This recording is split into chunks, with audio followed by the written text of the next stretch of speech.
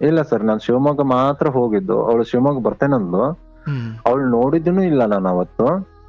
ಅಲ್ಲಿವರೆಗೂ ನೀವು ಆಕೆ ನೋಡಿದ್ರಿ ನೋಡ್ಲೇ ಇಲ್ಲ ಸರ್, ನಾನು ನೋಡ್ಲೇ ಇಲ್ಲ. ಸತ್ಯ ಮಾಡಿ ಹೇಳ್ತೇನೆ, ನಾನು ನೋಡ್ಲೇ ಇಲ್ಲ. ಒಂದು ಮಧ್ಯೆ ಆಟೋ ನಿಂತಿದೆ, ಆ ಸೈಡ್ ಅವಳಿದ್ದಾಳೆ, ಈ ಸೈಡ್ ನಾನಿದ್ದೇನೆ. ಜೀಪ್ ಅಲ್ಲಿ ಬಂದು ಇಳಿದು ನಂಗೆ ಯಾಕೆ ಒಂಚೂರು ಮನಸ್ಸು ಆಗ್ತೈತೆ, ಇದೇ ಹುಡುಗಿನ ಇರ್ಬೋದು ಅಂತ. ಅಂದ್ರೆ ನಾನು ಅವಳು ನೋಡಕ್ ಕೊಡೆ ಹಿಡ್ಕೊಂಡಿದ್ಲು, ಕೊಡೆ ಹಿಡ್ಕೊಂಡು ನಿಂತಿದ್ಲು ಅವಳು. ನೋಡೋಣ ಅಂತೇಳಿ ಎಲ್ಲಿದೆ ಅಂದೆ. ಇಲ್ಲ ನಾ ಬಂದ್ ಇಳಿದೆ, ಇಲ್ಲ ಆಟೋ ನಿಂತಿದ್ದಿಲ್ಲ, ಎಲ್ಲಿದ್ದೇನೆ ಅಂದ್ರು. ಹೌದಾ ಅಂತೇಳಿ ಹಿಂಗೆ ಒಂಚೂರು ಅನಿಕ್ ಹಾಕಿ ನೋಡ್ದೆ. ಸಿಕ್ಕಾಪಟ್ಟೆ ಬ್ಲಾಕ್ ಇದ್ಲು ಸರ್. ಒಂದ್ಸಲ ಮನ್ಸಲ್ಲಿ ಏನೇ ಹೇಳ್ತಂದ್ರೆ, ಮಗ ಏನು ಮಾಡ್ಬೇಡ, ಓಡೋಗ್ಬಿಡ ಅಂತ. ಹಿಂದೆ ಮುಂದೆ ನೋಡ್ಬೇಡ, ಓಡೋಗ ಅನಿಸ್ತು. ಈಗ ರಾತ್ರಿ ಮಲಗಿದ್ವಲ್ಲ ಸರ್, ಆ ದಿನ ನಾವು ಅವತ್ತೇನೋ ಸಂಸಾರ ಸ್ಟಾರ್ಟ್ ಮಾಡಿದ್ವಿ. ನಾನು ಆ ವೇಜ್ ಅಲ್ಲಿ ನಂಗೆ ಏನ್ ಅನಿಸ್ತು ಗೊತ್ತಿಲ್ಲ, ಆ ಸಂಸಾರ ಸ್ಟಾರ್ಟ್ ಮಾಡಿದೆ. ನನ್ಗೆ ಏನ ಕೇಳ್ಬೇಕು ಅನಿಸ್ತು. ಇದಕ್ಕಿಂತ ಮುಂಚೆ ಎಲ್ಲರ ಈ ತರ ಸನ್ನಿವೇಶ ಬಂದಿತ್ತ ಅಂತೇಳಿ ನನ್ಗೆ ಏನ್ ಅನಿಸ್ತನೋ ಕೇಳ್ಬೇಕು ಅನ್ಸು, ಕೇಳ್ಬಿಟ್ಟೆ ನಾನು. ಕೇಳಿದ ತಕ್ಷಣ ತುಂಬಾನೇ ಹತ್ತು ಬಿಟ್ಲು. ಓನ್ ಮೇಸ್ತ್ರಿನೇ ಇದ್ದೇನೆ. ಓಕೆ, ಮೇಸ್ತ್ರಿ. ಆಯ್ತು ಸರ್. ಅಂದ್ರೆ ಯಾವಾಗ್ಲಿಂದ ಎಷ್ಟು ವರ್ಷದಿಂದ ಮಾಡ್ತಿದ್ದೀರಿ ಈ ಮುಂದಾಳತ್ವ ಮೇಸ್ತ್ರಿ ಕೆಲಸ? ನಾನು ಒಂದು 2011ರಿಂದ ಸ್ವಂತ ಸ್ಟಾರ್ಟ್ ಮಾಡಿದೆ ಸರ್. ಓಕೆ. ಈಗ ಒಂದ್ 15 ವರ್ಷದ ಬದುಕು ನಿಮ್ದಾಲೆ ಈ ಪ್ರೊಫೆಷನ್ ಅಲ್ಲಿ? ಹೌದು ಸರ್, 15-16 ವರ್ಷ ಬದುಕು. ನಾವು ಫಸ್ಟ್ 30 ರೂಪಾಯಿ ಸ್ಟಾರ್ಟಿಂಗ್ ಪೇಮೆಂಟಿಗೆ ಹೋಗಿದ್ 30 ರೂಪಾಯಿ. ಹೌದಾ? ಅವಾಗಿಂದ ಒಂದು 10-11 ವರ್ಷಲಿಂದ ದುಡಿಯಕ್ ಸ್ಟಾರ್ಟ್ ಮಾಡಿದೆ. ಅವತ್ತಿಂದ ಒಂದು ಆ ಮೇಸ್ತ್ರಿ ಒಳ್ಳೆ, ಇವತ್ತಿಗೂ ನಂದೇಶ್ ಮೇಸ್ತ್ರಿ ಅಂತ ತುಂಬಾನೇ ನನಗೆ ಇದೊಂದು ದಂಧೆಗೆ ಹೇಳ್ಕೊಟ್ಬಿಟ್ಟು ತುಂಬಾ ಉನ್ನತ ಋಣ ಇದೆ ಅವ್ರ ನನ್ನ ಮೇಲೆ. ಗ್ರೇಟ್. ಯಾವತ್ತಿದ್ರು ಅಂತವ್ರನ್ನ ಮರೆಯಕ್ ಆಗಲ್ಲ. ಆಯ್ತು. ಉಪಕಾರ ಬುದ್ಧಿ ಇದೆಯಲ್ಲ, ಅದೇ ನಿಮ್ಮನ್ನ ಆಶೀರ್ವಾದದ ರೀತಿಯಲ್ಲಿ ಮುಂದೆ ಕರ್ಕೊಂಡು ಹೋಗುತ್ತೆ. ಆದ್ರೆ ಬಿಸ್ನೆಸ್ ಅಂತ ಬಂದಾಗ ಇದೇ ಕೆಲಸ ಮಾಡ್ಬೇಕು, ಇದ್ ಮಾಡ್ಬಾರ್ದು, ನಾನ್ ಮೇಸ್ತ್ರಿ ಇದೇ ಅದು ಇಲ್ಲ. ಏನೇ ಕೊಟ್ರು ಮಾಡ್ತೇನೆ ನಾನು. ಇವಾಗ ನಿಮ್ಮ ಮಾತುಗಳನ್ನ ಕೇಳಿದಾಗ ಒಂದ್ಸಲ ಅನಿಸ್ತು, ಟೈಮ್ ತುಂಬಾ ಇಂಪಾರ್ಟೆಂಟ್. ಆದ್ರೆ ಈಗ ನನಗೆ ಬಂದಿರುವಂತ ಒಂಚೂರು ಪರ್ಸನಲ್ ಮ್ಯಾಟ್ರಲ್ಲಿಂದ ಅದು ನನಗೆ ಟೈಮ್ ಕೊಡಕ್ ಆಗ್ತಾ ಇಲ್ಲ ನನಗೆ. ಅಂದ್ರೆ ಹೌದು ಆಯ್ತದ. ತೊಂದ್ರೆ ಇಲ್ಲ. ಏನಾದ್ರು ಹಂಚ್ಕೊಳ್ಳೋದಿದ್ಯಾ? ಹಂಚ್ಕೊಳ್ಳೋದಿದೆ ಸರ್. ಹೇಳಿ ಏನು ವಿಚಾರ? ನಂದು ಪರ್ಸನಲ್ ಒಂಚೂರು. ಹೇಳಪ್ಪ. ಅಂದ್ರೆ ನಾನು ಮುಂಚೆ ಒಂದು 2010ರಲ್ಲಿ ನಾನು ತುಂಬಾ ಕಷ್ಟದಿಂದ ಬಂದಿದ್ದೇನೆ ಸರ್. ಅವಾಗಿನ ಮಟ್ಟಿಗೆ ತುಂಬಾನೇ ಕಷ್ಟ ಅಂದ್ರೆ ಹೇಳಕ್ ಆಗಲ್ಲ, ಅದು ಅಷ್ಟು ಕಷ್ಟದಿಂದ ಬಂದಿದ್ದೇವೆ. ಅಪ್ಪ ತುಂಬಾ ಒಂಚೂರು ಡ್ರಿಂಕ್ಸ್ ಅವರು. ಅವಾಗ ನಮ್ಗೆ ಏನಾಗಿತ್ತಂದ್ರೆ, ತಾಯಿ ತುಂಬಾ ಒಂಥರ ಪಾತ್ರೆ ತೊಳೆದು ಈ ತರ ಮನೆ ಕೆಲಸ ಮಾಡ್ಕೊಂಡೆ ಓಡಾಡ್ಬೇಕಾಯ್ತು. ಅವರೆಲ್ಲ ಹಂಗಿದ್ದಾಗ ಅಪ್ಪ ನನ್ನ ಯಾವ್ದು ಇದು ಮಾಡ್ತಿದ್ದಿಲ್ಲ, ಬರೀ ಕುಡ್ಕೊಂಬರೋದು, ಹೊಡೆದು, ಒಂದ್ 8-10 ದಿನ ಹೊರಗಡೆ ಹಾಕೋದು. ಯಾರನ್ನ? ನನ್ನನ್ನೇ. ನೀವೊಬ್ಬರೇ ಮಗನ? ಇಲ್ಲ, ನಾವು ಇಬ್ರು ಅಣ್ಣ ತಮ್ಮರು, ಒಬ್ಬರು ತಂಗಿ. ಅವಳು ಲಾಸ್ಟ್ 5 ವರ್ಷಕ್ಕೆ ಒಬ್ಬೊಬ್ರು ಹುಟ್ಟಿದೇವಿ. ಓಕೆ. ಅಂದ್ರೆ ಒಂದ್ ಗಂಡು ಒಂದ್ ಹೆಣ್ಣು ಅಷ್ಟೇ? 2 ಗಂಡು 1 ಹೆಣ್ಣು. ಓಹೋ, ನಿಮ್ಮನ್ನ ಮಾತ್ರ ಯಾಕೆ ಹೊರಗಡೆ ಹಾಕ್ತಿದ್ರು? ಅಂದ್ರೆ ಅವ್ರಿಗೆ ಏನೋ ಅದೊಂದು ಗೊತ್ತಿಲ್ಲ ಸರ್. ಅದು ನನಗೂ ಇವತ್ತಿಗೆ ಮೊನ್ನೆ ಈ ರೀಸೆಂಟ್ ಆಗಿ ಈಗ ಬಂದು ನನ್ನ ಜೊತೆನೆ ಇದಾರೆ ಇಷ್ಟು ವರ್ಷ ಬಿಟ್ಟು. ಆಯ್ತು, ಅವತ್ತಿಗೆ ತಗೊಳ್ಳೋಣ, ತೊಂದರೆ ಇಲ್ಲ. ಸೊ ಅಂದ್ರೆ ಕುಡಿತ ಜಾಸ್ತಿ ಇದ್ದಿದ್ರಿಂದ ಕುಡಿತ ಜಾಸ್ತಿ ಇರೋದ್ರಿಂದ ಆಮೇಲೆ ತೊಂದರೆ ಕೊಡೋದು, ಇದು ಮಾಡ್ಕೊಂಡು ಒಂದೊಂದ್ಸಲ ಅಮ್ಮನ್ನ ನನ್ನ ಹೊರಗೆ ಹಾಕ್ತಿದ್ರು. ಎಲ್ಲೇ ಒಂದ್ ಹತ್ರ ಭಿಕ್ಷೆ ಬೇಡ್ಕೊಂಡು ಏನೇನೋ ಕಷ್ಟ ಪಡ್ಕೊಂಡ್ ಬಂದಿವಿ. ಆದ್ರೂ ಇವತ್ತಿವರೆಗೂ ನನಗೆ ಅದೊಂದು ಆ ಭಿಕ್ಷೆ ಹಾಕಿದವ್ರ ಮನೇನು ತುಂಬಾ ನೆನಪಿದೆ. ಅವ್ರಲಿಂದ ಅನ್ನ ತಿಂದಿದ್ದೀವಿ. ನೀವು ಅದು ಭಿಕ್ಷೆ ಬಿಡ್ತಿದ್ರಾ? ಬೇಡಿದ್ದೀನಿ ಸರ್ ತುಂಬಾ ಸಲ. ಯಾಕಂದ್ರೆ ನಮ್ಗೆ ಆ ಪರಿಸ್ಥಿತಿಗೆ ನಮ್ಗೆ ಏರಿಯಾದಲ್ಲಿ ಹುಬ್ಳಿಯಲ್ಲಿ ಇದ್ದೇನೆ. ಆಕ್ಚುಲಿ ಹುಬ್ಳಿಯವರು. ನಾನು ಇಲ್ಲಿ ಬಂದು ಈಗ 5 ವರ್ಷ ಸೆಟ್ಲ್ ಆಗಾಯ್ತು. ಇಲ್ಲೊಬ್ರು ಒಳ್ಳೆ ನನಗೆ ಇಂಜಿನಿಯರ್ ಸಿಕ್ಕಿದ್ದಾರೆ. ಅವ್ರ ಹತ್ರನೇ ಕೆಲಸ ಮಾಡ್ಕೊಂಡು, ದೇವ್ರಂತ ಇಂಜಿನಿಯರು, ಅವ್ರ ಹತ್ರನೇ ಕೆಲಸ ಮಾಡ್ಕೊಂಡು ಇದ್ದೀನಿ. ಮುಂದೆ ಬನ್ನಿ. ಆಮೇಲೆ ಹಂಗೆ ಮುಂದೆ ಹೋದ್ವಿ.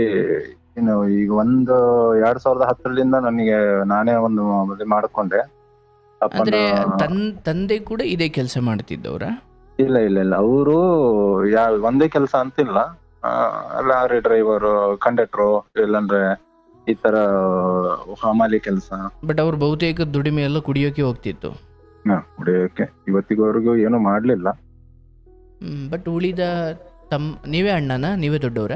ನಾವೇ ದೊಡ್ಡವರು. ಓಕೆ, ತಮ್ಮ ತಂಗಿ ಅವ್ರ ಬದುಕು ಹೇಗಿತ್ತು? ಇದೇ ತರ ನಿಮ್ ತರನೇ ಅವ್ರದ್ದು? ಹಾ ಸರ್, ಅದು ತಮ್ಮನು ಈಗ ರೀಸೆಂಟ್ ಆಗಿ 2 ವರ್ಷ ಈಗ ಪುಣ್ಯತಿಥಿ ಬಂದು 3ನೇ ವರ್ಷನು. ಅಂದ್ರೆ ಅವ್ರನ್ನ 1ನೇ ವರ್ಷದ ದಿನ ನನಗ ಪುನೀತನ್ ಅಂದ್ರೆ ತುಂಬಾ ಅಭಿಮಾನಿ ನಾನು.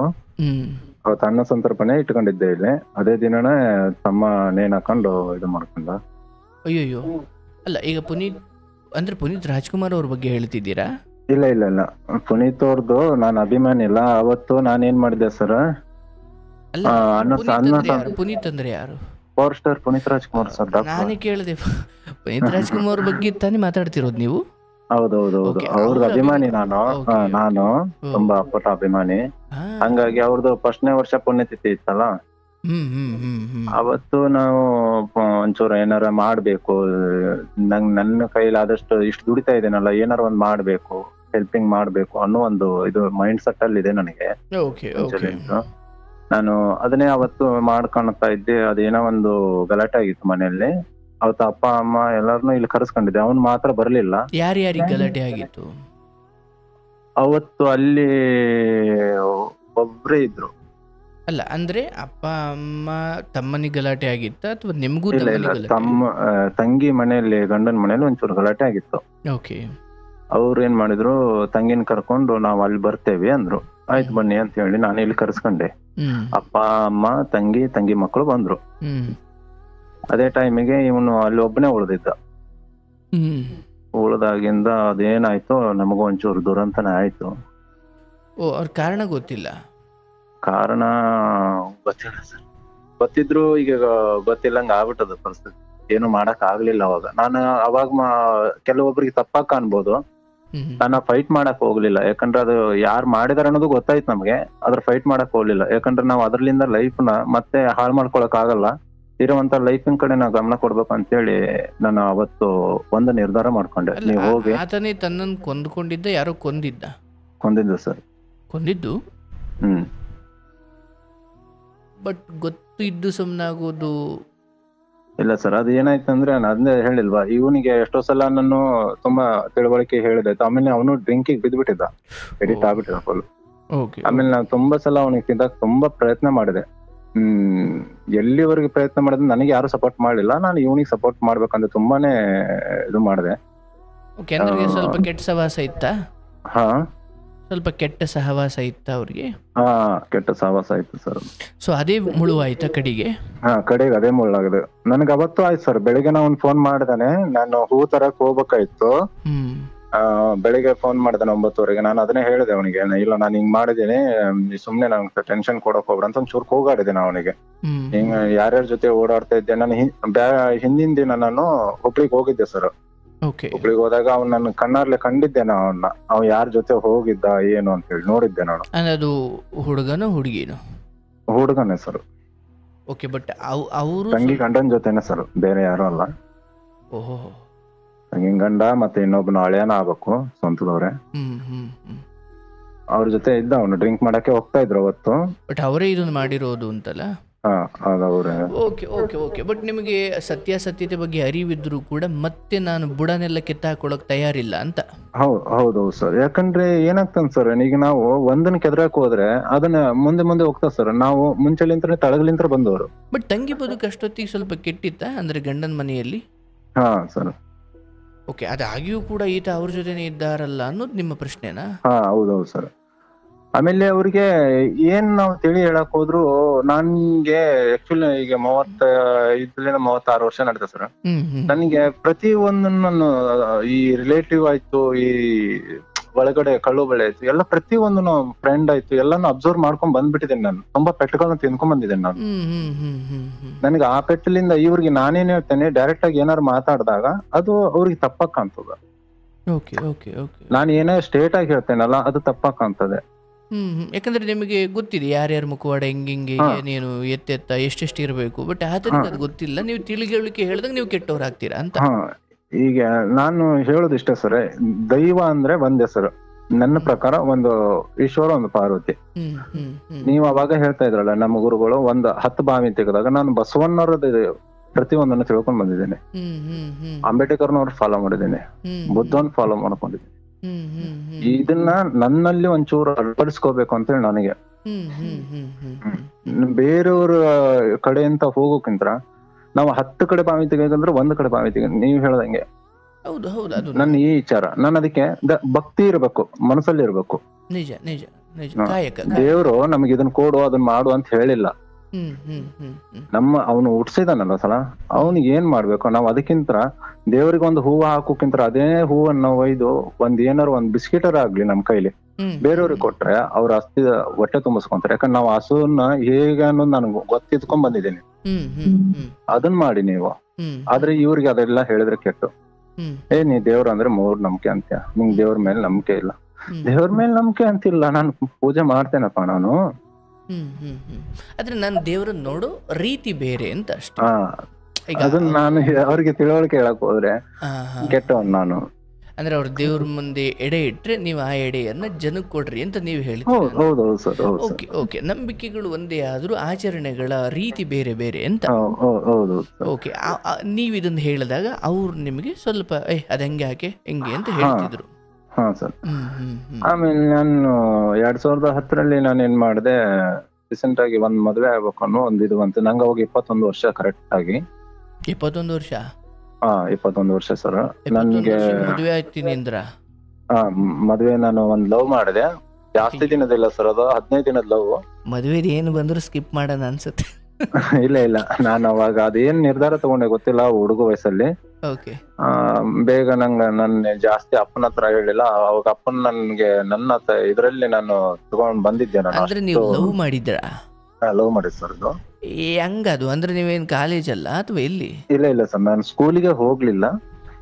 ಆದ್ರೂ ಹೆಂಗ್ ಲವ್ ಮಾಡಿದ್ರಿ? ಫೋನಲ್ಲಿ ಒಂದ್ ಲವ್ ಆಯ್ತು. ಅದು ಫೋನಲ್ಲ? ಫೋನಲ್ಲಿ ಸರ್. ಅದು ನಾನು ಅವ್ರದ್ದು ಮಕಾನು ನೋಡಿದ್ದಿಲ್ಲ.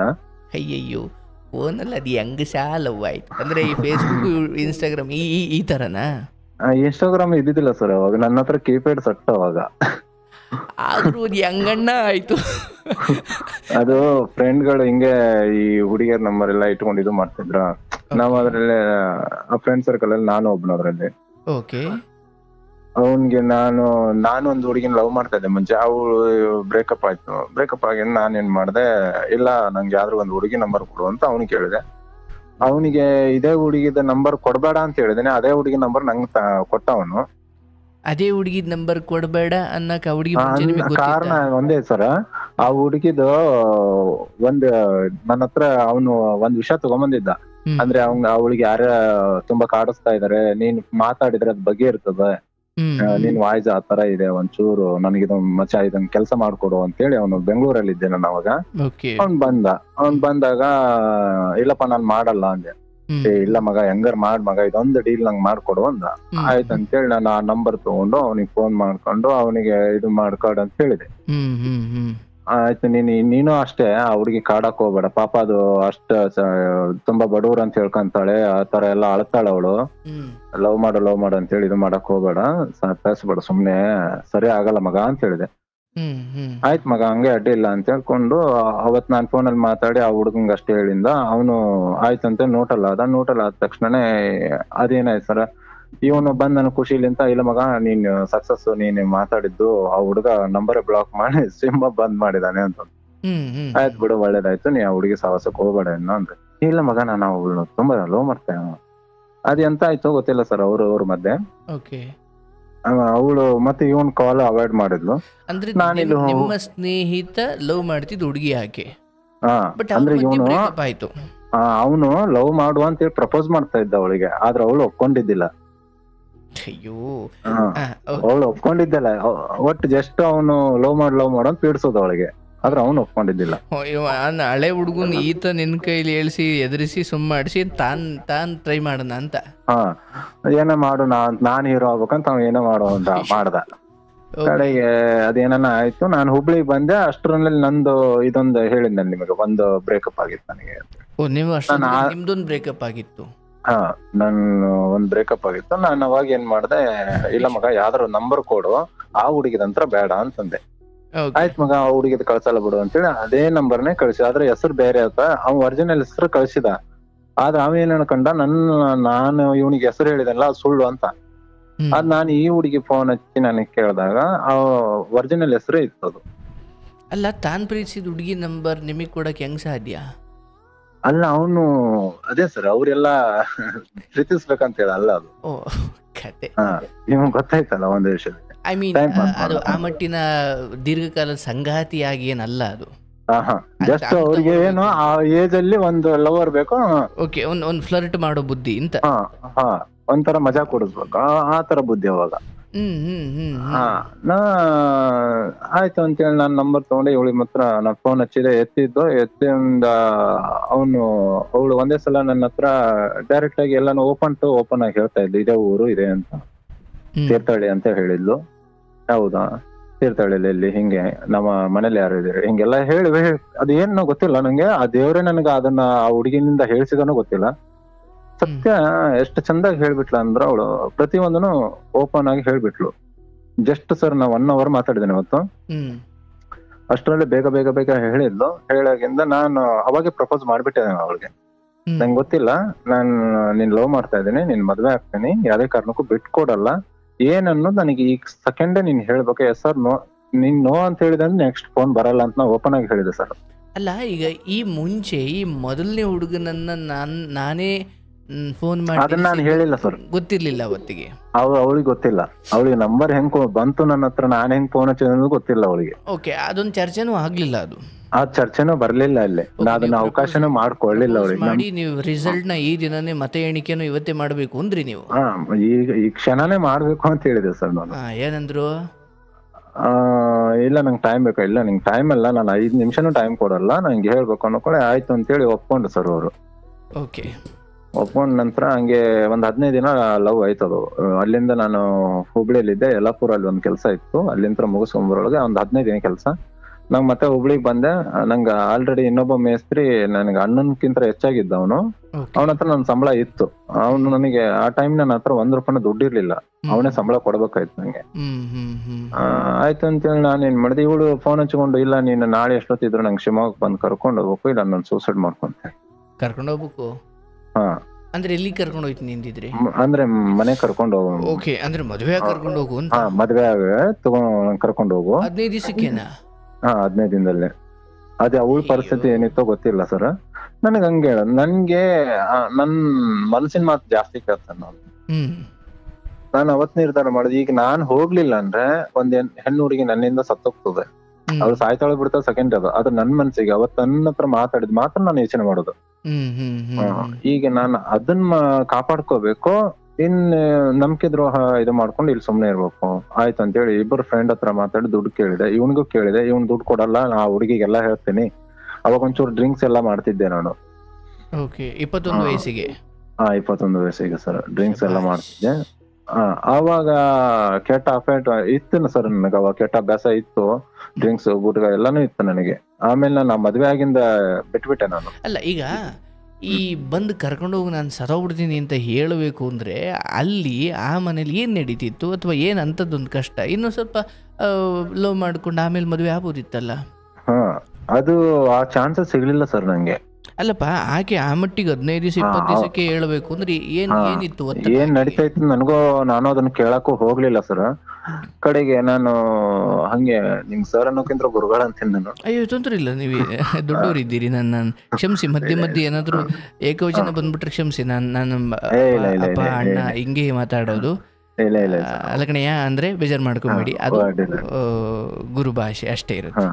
ಹೇಳಿ. ಈಗ ಆಮೇಲೆ ಗುರುಗಳ ನಾನು ಏನ್ ಮಾಡ್ದೆ, ನಾನು ಅದು ಚಾನ್ಸ್ ಸಿಗ್ಲಿಲ್ಲ. ನಾನು ಅಷ್ಟೇ ಆಯ್ತು ಅಂತೇಳಿ ನಾವು ಒಪ್ಕೊಂಡೆ. ನಾನು ಸ್ಟೇಟ್ ನಾನು ಅಲ್ಲಿ ನಮ್ಮ ಅಣ್ಣನ ಹತ್ರ ದುಡ್ಡು ಕೇಳಿದೆ. ದುಡ್ಡು ಇಲ್ಲ, ನಾನು ಅವಳಿಗೆಲ್ಲ ಹೇಳ್ತೇನೆ ಹಂಗೆ ಹಿಂಗ ಅಂದ. ನೀ ಹೇಳ್ಕೊಂಡ್ರೆ ಅಂತ ಹೇಳಿ ನಾನು ಮತ್ತೆ ಇನ್ನೊಬ್ಬ ಫ್ರೆಂಡ್ ಹತ್ರ ಒಬ್ಬ 100 ರೂಪಾಯಿ ಕೊಟ್ಟು, ಏನ್ ಹೇಳ್ತೀನಿ ಅಂತ, ಅದೇ ಡ್ರಿಂಕ್ಸ್ ಮಾಡ್ತಾನ ಅವನು, ಸಿಗರೇಟ್ ತದಾನು, ಗುಟ್ಕ ಹಾಕ್ತಾನ, ಹುಡುಗಿಗೆ ಹೇಳ್ತೀನಿ ಅಂತ. ಹೇಳ್ತೇನೆ ನಾನು, ಯಾಕಂದ್ರೆ ಅವ್ನ್ ಕೆಲ್ಸ ಅರ್ಜೆಂಟ್ ಇದೆ, ಆ ಕೆಲ್ಸ ಬಿಟ್ಟು ಹೋಗಕ್ಕಿಲ್ಲ. ಅವನು ವಿಚಾರ ಎಲ್ಲ ನೀವು ಇವ್ರ ಹತ್ರ ಹೇಳಿದ್ರ? ಅಣ್ಣಂಗೆ ನಂಬರ್ ಕೊಟ್ಟಿದ್ದೆ, ಯಾಕಂದ್ರೆ ನನ್ನ ಹತ್ರ ಫೋನ್ ಕೆಲವೊಂದ್ಸಲ ಸ್ವಿಚ್ ಆಫ್ ಆಯ್ತಂದ್ರೆ ಅವ್ನ ಫೋನಿಗೆ ಮಾಡ್ತಿದ್ಲು ಅವಳು. Okay okay okay. ಅಣ್ಣ ಏನ್ ಮಾಡ್ತಾ ಇದ್ದಾನೆ ಹಿಂಗೆಲ್ಲ ಕೇಳ್ಕೊಂಡು ನನ್ ಜೊತೆ ಮಾತಾಡೋದು ಆ ಹುಡುಗಿ. ಅಲ್ಲಿ ಅವ್ರಿಗೆ ತಂದೆ ಇದ್ದಿದ್ದಿಲ್ಲ, ತಾಯಿ ಮಾತ್ರ. ಒಂದ್ ತಂಗಿ ತುಂಗಾ ಕಾಲೇಜಲ್ಲಿ ಸ್ಕೂಲಲ್ಲಿ ಹೋಗ್ತಿತ್ತು, ಅದು ಇವಳೇ ದೊಡ್ಡವಳು. ಇವಳು ಶಿವಮೊಗ್ಗದಲ್ಲಿ ಅಡಿಕೆ ಮಂಡಿಗೆ ಸೂಪರ್ವೈಸರ್ ಕೆಲಸ ಮಾಡ್ತಿದ್ಲು. ಆಯ್ತು ಅಂತೇಳಿ ನಾನು ಅಣ್ಣನ ಹತ್ರ ಕೇಳಿದೆ, ಆಗ್ಲಿಲ್ಲ. ಇನ್ನೊಬ್ಬನ ಹತ್ರ ಕೇಳಿದೆ ದುಡ್ಡು, ಅವನು ಇಲ್ಲ ನನ್ನ ಹತ್ರ ಅಷ್ಟಿಲ್ಲ ಅಂದ. ಅವಾಗಿನ ಬಸ್ ಚಾರ್ಜ್ ಶಿವಮೊಗ್ಗ ಹುಬ್ಳಿಯಿಂದ 85-86 ರೂಪಾಯಿ ಇತ್ತು ಸರ್ ಅದು.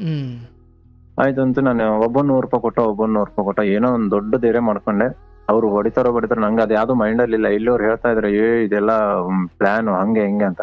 ಯಾವ್ದ್ರ ಆಗ್ಲಿ ನಾನು ಹುಡುಗಿ ನೋಡ್ಕೋಬೇಕಂತ ನಮ್ಮ ಮನೆಗ್ ಬಂದ ಅಮ್ಮಂಗೆ, ಅಮ್ಮ ಒಂದ್ ಹುಡುಗಿ ಕರ್ಕೊಂಬತ್ತೆ ನಂಗೆ ಗೊತ್ತಿಲ್ಲ ಅಂತ ಹೇಳಿ ಅಷ್ಟೇ ನಮ್ಮ ಅಮ್ಮಂಗೆ ಹೇಳ್ಕೊಂಡು ಹೋದೆ ನಾನು.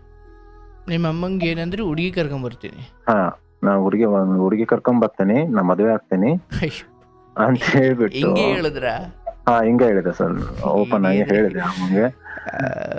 ಅಯ್ಯೋ ದೇವ, ಈಗ ನಾವು ಯಾವಾಗ ನಮ್ಮ ಫ್ರೆಂಡ್ ಕರ್ಕೊಂಬರ್ತೀನಿ ಅನ್ನೋಕ್ಕೂ ಹಿಂದೆ ಬಂದು ನೋಡ್ತೀನಿ, ಹುಡುಗಿ ಕರ್ಕೊಂತೀನಿ.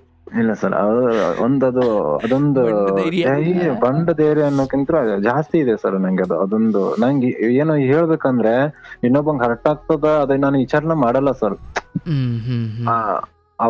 ಒಟ್ಟು ನಾನು ಹೇಳ್ಬೇಕಲ್ಲ, ಹೇಳ್ಬಿಡುತ್ತೆ. ಆಯ್ತು, ಹಂಗೆ ಹೇಳಿದ್ರಿ. ಅಮ್ಮ ಏನಂದ್ರು? ಅಮ್ಮ ಎಂತ ಹೇಳ, ಎಲ್ಲಿ ಹೋಗ್ತಾ ಇದ್ದೀನಿ? ಇಲ್ಲ ನಾನು ಹಿಂಗ್ ಹೋಗ್ತಾ ಇದ್ದೀನಿ, ಬರ್ತೇನೆ ತಡಿ ಅಂತ ಹೇಳಿ ಅರ್ಜೆಂಟ್ ಅಲ್ಲಿ ಮತ್ತೆ ಹಂಗೆ ಹೋಗ್ಬಿಟ್ಟೆ ಸರ್ ನಾನು. ಹೋಗ್ಕೊಂಡು ಅಲ್ಲಿ ಸಾಯಂಕಾಲ 6-5:30 ಹಿಂಗಾಗಬೇಕು. ಹೊಟ್ಟೆ ನೋಡಿದ್ರೆ ತುಂಬಾ ಹಸ್ಬಿಟ್ಟಿದೆ. ಆ ಹುಡುಗಿ ನನ್ನ ಹತ್ರ ದುಡ್ಡಿಲ್ಲ, ಲಾಸ್ಟ್ ದುಡ್ಡು ಖಾಲಿ ಮಾಡ್ಬಿಟ್ಟಿದ್ದೇನೆ ಸಿಗರೇಟ್ ಹೊಡೆದ ಅವಳು ಬರೋವರೆಗೆ. ಶಬಾಷ್. ಅಂದ್ರೆ ಈ 100 ರೂಪಾಯಿ ಇಸ್ಕೊಂಡು ಇದ್ರಲ್ಲ, ಸಿಗರೇಟ್ ಹೊಡೆದೇ ಖಾಲಿ ಮಾಡ್ಬಿಟ್ರಿ? ಅಲ್ಲಿ 86 ರೂಪಾಯಿ ಟಿಕೆಟ್ ಇತ್ತು, 86 ರೂಪಾಯಿ ತಗೊಂಡೆ. ಅವಳು ನಾನು ರೀಚ್ ಆಗಿದ್ದು ಮಧ್ಯಾಹ್ನ 3 ಗಂಟೆಗೆ, ಅವಳು ಬಂದಿದ್ದು 5:15ಗೆ. ಅಂದ್ರೆ ನೀವು ಇಲ್ಲಿ ಕಾಯ್ತೀನಿ ಅಂತ ಹೇಳಿದ್ರಾ? ಅವಳು ಅಲ್ಲಿ ಬರ್ತೇನೆ ಅಂದಿದ್ಲು. ಈ ಅಡ್ರೆಸ್ ಎಲ್ಲ ಹೆಂಗ್ ಗೊತ್ತಿತ್ತು ನಿಮಗೆ? ಇಲ್ಲ ಸರ್, ನಾನು ಶಿವಮೊಗ್ಗ ಮಾತ್ರ ಹೋಗಿದ್ದು. ಅವಳು ಶಿವಮೊಗ್ಗ ಬರ್ತೇನೆ ಅಂದ್ಲು. ಅವಳು ನೋಡಿದ್ದೂ ಇಲ್ಲ ನಾನು ಅವತ್ತು. ಅಲ್ಲಿವರೆಗೂ ನೀವು ಆಕೆ ನೋಡಿದ್ರಿ? ನೋಡ್ಲೇ ಇಲ್ಲ ಸರ್, ನಾನು ನೋಡ್ಲೇ ಇಲ್ಲ, ಸತ್ಯ ಮಾಡಿ ಹೇಳ್ತಾನೆ, ನಾನು ನೋಡ್ಲೇ ಇಲ್ಲ. ಅಲ್ಲೋಗಿ ಮತ್ತೆ ಯಾರು ಅಂತ ಗುರ್ತಿಡ್ತೀರಿ ಮತ್ತೆ? ಇಲ್ಲ, ನನ್ನ ಫೋನಲ್ಲೇ ನಾನು ಅದನ್ನೇ ಹೇಳ್ತೀನಿ ಕೇಳಿ ಅವರು. ಆಮೇಲೆ ಸರ್ ನಾನು ಏನ್ ಮಾಡಿದೆ, ಅವಳು ನೋಡ್ಲೇ ಇಲ್ಲ. ನಾನು ಅಲ್ಲಿವರೆಗೆ ಕಾದ್ನಿ, ಬರ್ಲೇ ಇಲ್ಲ. ಚಾ ಸಿಗರೇಟ್ ಅಂತ ಹೇಳಿ ಇರೋದು ಒಂದ್ 25 ರೂಪಾಯಿ ಉಳಿತು. ಅದನ್ನ ಇಟ್ಕೊಂಡು ಸುಮ್ನೆ ನಿಂತಿದ್ವಿ. ಎಂತ ಮಾಡೋದಪ್ಪ, ಲಾಸ್ಟ್ ಏನಾರು ಮಾಡಿ ಕೈಯಲ್ಲಿ ಮೊಬೈಲ್ ಅಂತ ಇದೆಯಾ, ಅವಳು ಬರ್ಲಿಲ್ಲ. ಇದೇನ ನಮ್ಮ ದೋಸ್ತರು ಹೇಳಿದ್ದೆ ನಿಜ ಆಯ್ತು ಅಂದ್ರೆ ಇದನ್ನ ಮಾರ್ಯಾರ ಹುಬ್ಳಿಗೆ ಹೋಗ್ಬೇಕು ಅಂತ ಒಂದ್ ಪ್ಲಾನ್ ಅಲ್ಲಿ ಇದ್ದೆ. ಅಷ್ಟೊಂದ್ ಧೈರ್ಯ ಇಟ್ಕೊಂಡಿದ್ದೆ. ಆಯ್ತು ಅಂತೇಳಿ ಕಡೆಗೆ ಇವಳು 5:15 ಬಂದ್ಲು. ಬಂದಾಗಿಂದ ಫೋನ್ ಮಾಡಿದ್ರು. ಒಂದು ಮಧ್ಯ ಆಟೋ ನಿಂತಿದೆ, ಆ ಸೈಡ್ ಅವಳಿದ್ದಾಳೆ, ಈ ಸೈಡ್ ನಾನಿದ್ದೇನೆ. ಜೀಪ್ ಅಲ್ಲಿ ಬಂದ್ ಇಳಿದ್ಲು. ನಂಗೆ ಯಾಕೆ ಒಂಚೂರು ಮನಸ್ಸು ಆಗ್ತೈತೆ, ಇದೇ ಹುಡುಗಿನ ಇರ್ಬೋದು ಅಂತ. ಅಂದ್ರೆ ನಾನು ಅವಳು ನೋಡಕ್ ಕೊಡೆ ಹಿಡ್ಕೊಂಡಿದ್ಲು. ಕೊಡೆ ಹಿಡ್ಕೊಂಡು ನಿಂತಿದ್ಲು ಅವಳು. ನೋಡೋಣ ಅಂತೇಳಿ ಎಲ್ಲಿದೆ ಅಂದೆ. ಇಲ್ಲ ನಾ ಬಂದ್ ಇಳಿದಿದೆ, ಇಲ್ಲ ಆಟೋ ನಿಂತಿದ್ದಿಲ್ಲ, ಎಲ್ಲಿದ್ದೇನೆ ಅಂದ್ರು. ಹೌದಾ ಅಂತೇಳಿ ಹಿಂಗೆ ಒಂಚೂರು ಅನಿಕ್ ಹಾಕಿ ನೋಡ್ದೆ. ಸಿಕ್ಕಾಪಟ್ಟೆ ಬ್ಲಾಕ್ ಇದ್ಲು ಸರ್. ಒಂದ್ಸಲ ಮನ್ಸಲ್ಲಿ ಏನೇ ಹೇಳ್ತಂದ್ರೆ, ಮಗ ಏನು ಮಾಡ್ಬೇಡ, ಓಡೋಗ್ಬಿಡ ಅಂತಂದು. ಹಿಂದೆ ಮುಂದೆ ನೋಡ್ಬೇಡ, ಓಡೋಗ ಅನಿಸ್ತು. ಅದೇ ಮನಸ್ಸು ಹೇಳ್ತದೆ. ನಿಮ್ ತಲೆಯಲ್ಲಿ ಬೇರೆ ಇತ್ತು. ಅದೇ ಇಲ್ಲ, ಬುದ್ಧಿ ಹಂಗೆ ಹೊತ್ತು, ಮನಸ್ಸು ಅಂತ. ನಾನು ಇನ್ನೂ ಅಲ್ಲಿಗೆ ಬಂದಿಲ್ಲ. ಅಂದ್ರೆ ಆ ಹುಡುಗಿ ಕಲ್ಪನೆ ನಿಮಗ್ ಬೇರೆ ಇತ್ತು. ಅಲ್ಲ, ನಂಗೆ ಒಂದ್ ರೇಂಜ್ ಅಲ್ಲಿ ಇರ್ಬೋದು ಅಂತೇಳಿ ನಂಗಿತ್ತು. ಓಡು ಬಿಡು ಅಂತ, ಇದೆಂತದು ಅಂತೇಳಿ ಇರ್ಲಿ ಆಯ್ತು ಹಂಗಾದ್ರೆ ಏನಾರ ಆಗ್ಲಿ ಅಂತೇಳಿ ಸ್ಟೇಟ್ ಕೈ ಹಿಡ್ದೆ ನಾನೇ. ಹೌದಾ, ನಂಗೆ ಹೊಟ್ಟೆ ಹಸ್ತಿದೆ, ಫಸ್ಟ್ ಎಂತರ ಕೊಡಸ್ಬಾ ಅಂತ ಹೇಳಿ ಸ್ಟೇಟ್ ಹೋಟ್ಲಿಗೆ ಕರ್ಕೊಂಡು ಇರೋದು 25 ರೂಪಾಯಿ. ಈಗ ನಾನ್ ಬಂದೆ, ನನ್ಗಿಲ್ಲ ಹೊಟ್ಟೆ ಹಸ್ತಿದೆ, ನನ್ನ ಹತ್ರ ದುಡ್ಡು ಇಲ್ಲ. ಓಪನ್ ಆಗಿ ಹೇಳ್ಬಿಟ್ಟೆ. ನೀವೇ ಹೇಳಿದ್ದ? ನಾನೇ ಹೇಳಿದ್ದು ಅನ್ಕೊಂಬಿಟ್ಟೆ. ಇಲ್ಲ ಇಲ್ಲ ಇಲ್ಲ ಇಲ್ಲ, ನಾನೇ ಹೇಳಿದ್ದೆ. ಯಾವನೇ ಒಂದ್ ಚಿತ್ರಾನ್ನ ಅನ್ಕೊಂಡಿದ್ರು. ಇಲ್ಲ ಸರ್, ಅದೊಂದು ಪಾಪ, ಅದು ತುಂಬಾನೇ ಆ ಸಂದರ್ಭಕ್ಕೆ ತುಂಬಾ ಹೆಲ್ಪ್ ಮಾಡಿದಾಳೆ. ಕಾಮಿಡಿ ಇದನ್ನ ಬಳಸ್ತೀನಿ, ಬಟ್ ಅದೊಂದು ನಿಮಗೆ ಎಂತ ಅನ್ಕೊಂಡ್ರಿ? ಸೊ ನೀವ್ ಹಂಗ್ ಕೇಳಿದಾಗ ಕರ್ಕೊಂಡು ಹೋದ್ರು? ಆಯ್ತು ಅಂತೇಳಿ ಅವಳು, ನಾನು ಕೇಳಿದೆ ಅಲ್ಲ, ಕೇಳಿದ ತಕ್ಷಣ ಆಯ್ತು ಅಂತೇಳಿ ಊಟ ಕರ್ಕೊಂಡು ಹೋದ್ಲು. ಅಲ್ಲಿ ಒಂದು ಹೋಟ್ಲು ಇತ್ತು ಶಿವಮೊಗ್ಗ ಬಸ್ ಸ್ಟ್ಯಾಂಡ್ ಇದ್ರಿಗೆ. ಹೋಟ್ಲಲ್ಲಿ ಊಟ ತಗೊಂಡ್ವಿ. ಊಟ ತಗೊಂಡು ನಾನು ಊಟ ಮಾಡಿದೆ. ಊಟ ಮಾಡಿದ ತಕ್ಷಣ ನನಗೆ ಇನ್ನೊಂದು ನಮ್ ಫ್ರೆಂಡ್ಗಳು ಹೇಳಿದ್ ಭಯ ಆಯ್ತು. ಆಯ್ತು ಅಂತೇಳಿ ನಾನು ಅಲ್ಲಿಂದ ಬಸ್ ನೋಡಿದೆ, ಹುಬ್ಳಿ ಬಸ್ ಇರ್ಲಿಲ್ಲ, ಹರಿಹರ ಬಸ್ ಇತ್ತು. ಫ್ರೆಂಡ್ಗಳದ್ದು ಏನು ಹೇಳಿದ್ದು ಭಯ? ಅಂದ್ರೆ ಈ ತರ ಮಾಡ್ತಾರೆ, ಹುಡುಗಿಯರ್ನ ಮುಂದ್ಬಿಟ್ಟು ಓಡಿಸ್ತಾರೆ, ಓಕೆ ಓಕೆ ಓಕೆ ಈ ತರ. ಅಂದ್ರೆ ನಮ್ಮ ಹುಬ್ಳಿ ಅದೇ ವಾತಾವರಣದಲ್ಲಿ ಬೆಳೆದಿದ್ದಲ್ಲ ಸರ್ ಅದು, ಈ ಸುತ್ತಮುತ್ತ ಎಲ್ಲ ನೋಡ್ಕೊಂಡೇ ಬೆಳೆದಿದ್ದು. ಸೊ ಅಲ್ಲಂತವೆಲ್ಲ ಸ್ವಲ್ಪ ಜಾಸ್ತಿ ನಡೀತಿದ್ದು ಅಂತ. ಅವಾಗೆಲ್ಲ ನಡೀತಿತ್ತು. ಆಮೇಲೆ ಬೆಂಗಳೂರಲ್ಲಿ ಸುಮಾರು ಕೇಳ್ತಿದ್ವಿ ನಾವು ನ್ಯೂಸ್ ಅಲ್ಲೆಲ್ಲ, ಹಂಗಾಗಿ ಭಯ ಇತ್ತು ನಮಗೆ. ಆ ತರ ನಡೀತಿದೆ ಅಂತೇಳಿ ಅವ್ರಿಗೆಲ್ಲರಿಗೂ ಹಂಗೆ ಇತ್ತು. ಒಂದೇ ತಟ್ಟೆಲ್ ಅನ್ನ ತಿಂದು ಮೂರ್ತ ಇಡ್ತಾರೋ ಅಂತ ಹೇಳಿದ್ರಿ. ಅದೇ ತರನೇ ನಾನು ಆಯ್ತು ಅಂತೇಳಿ ಹರಿಹರ ಬಸ್ ಇತ್ತು, ನನ್ ಹಿಂದೆ ಮುಂದೆ ಯೋಚನೆ ಮಾಡಿಲ್ಲ.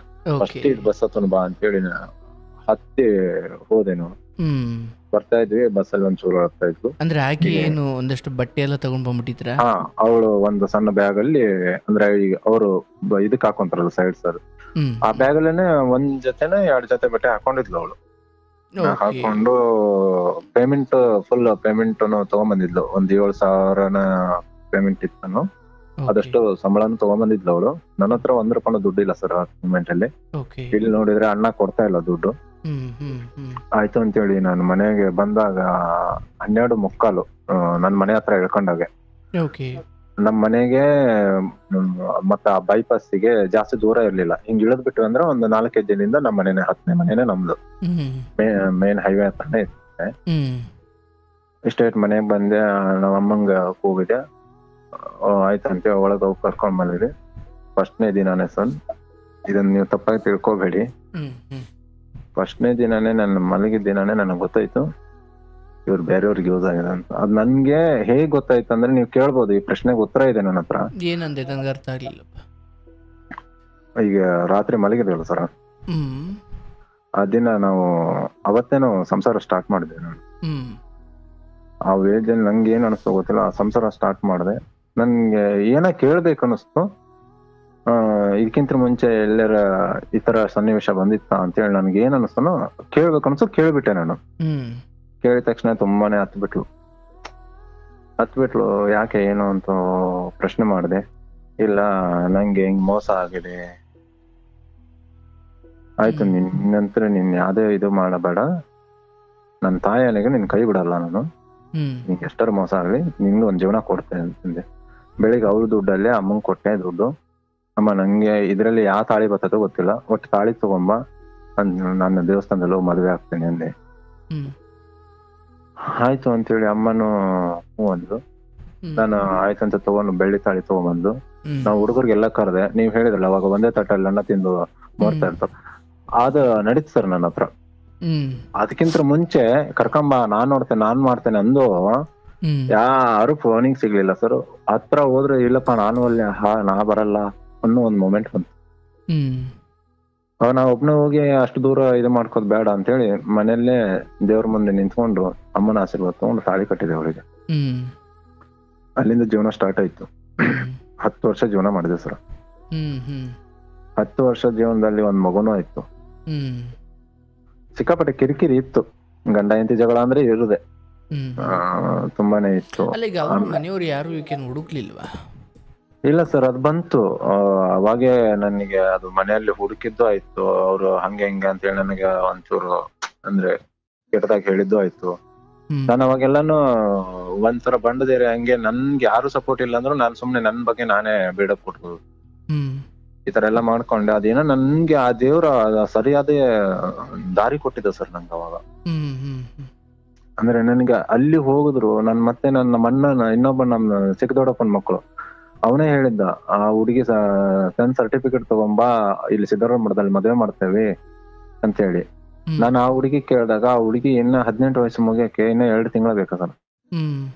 ನಾನ್ ನವೆಂಬರ್ಗೆ ಕರ್ಕೊಂಡ್ ಬಂದಿದ್ದೀನಿ, ಜನವರಿಗೆ ಅವಳದು 18 ಮುಗಿತೈತೆ ಅವಳಿಗೆ. ಇವಳು ಹೇಳ್ದಾಗ ನಂಗೆ ಅದೊಂದು ಭಯ ಸ್ಟಾರ್ಟ್ ಆಯ್ತು. ಆಯ್ತಂತ ನಾನು ಮನೆಗ್ ಬಂದೆ.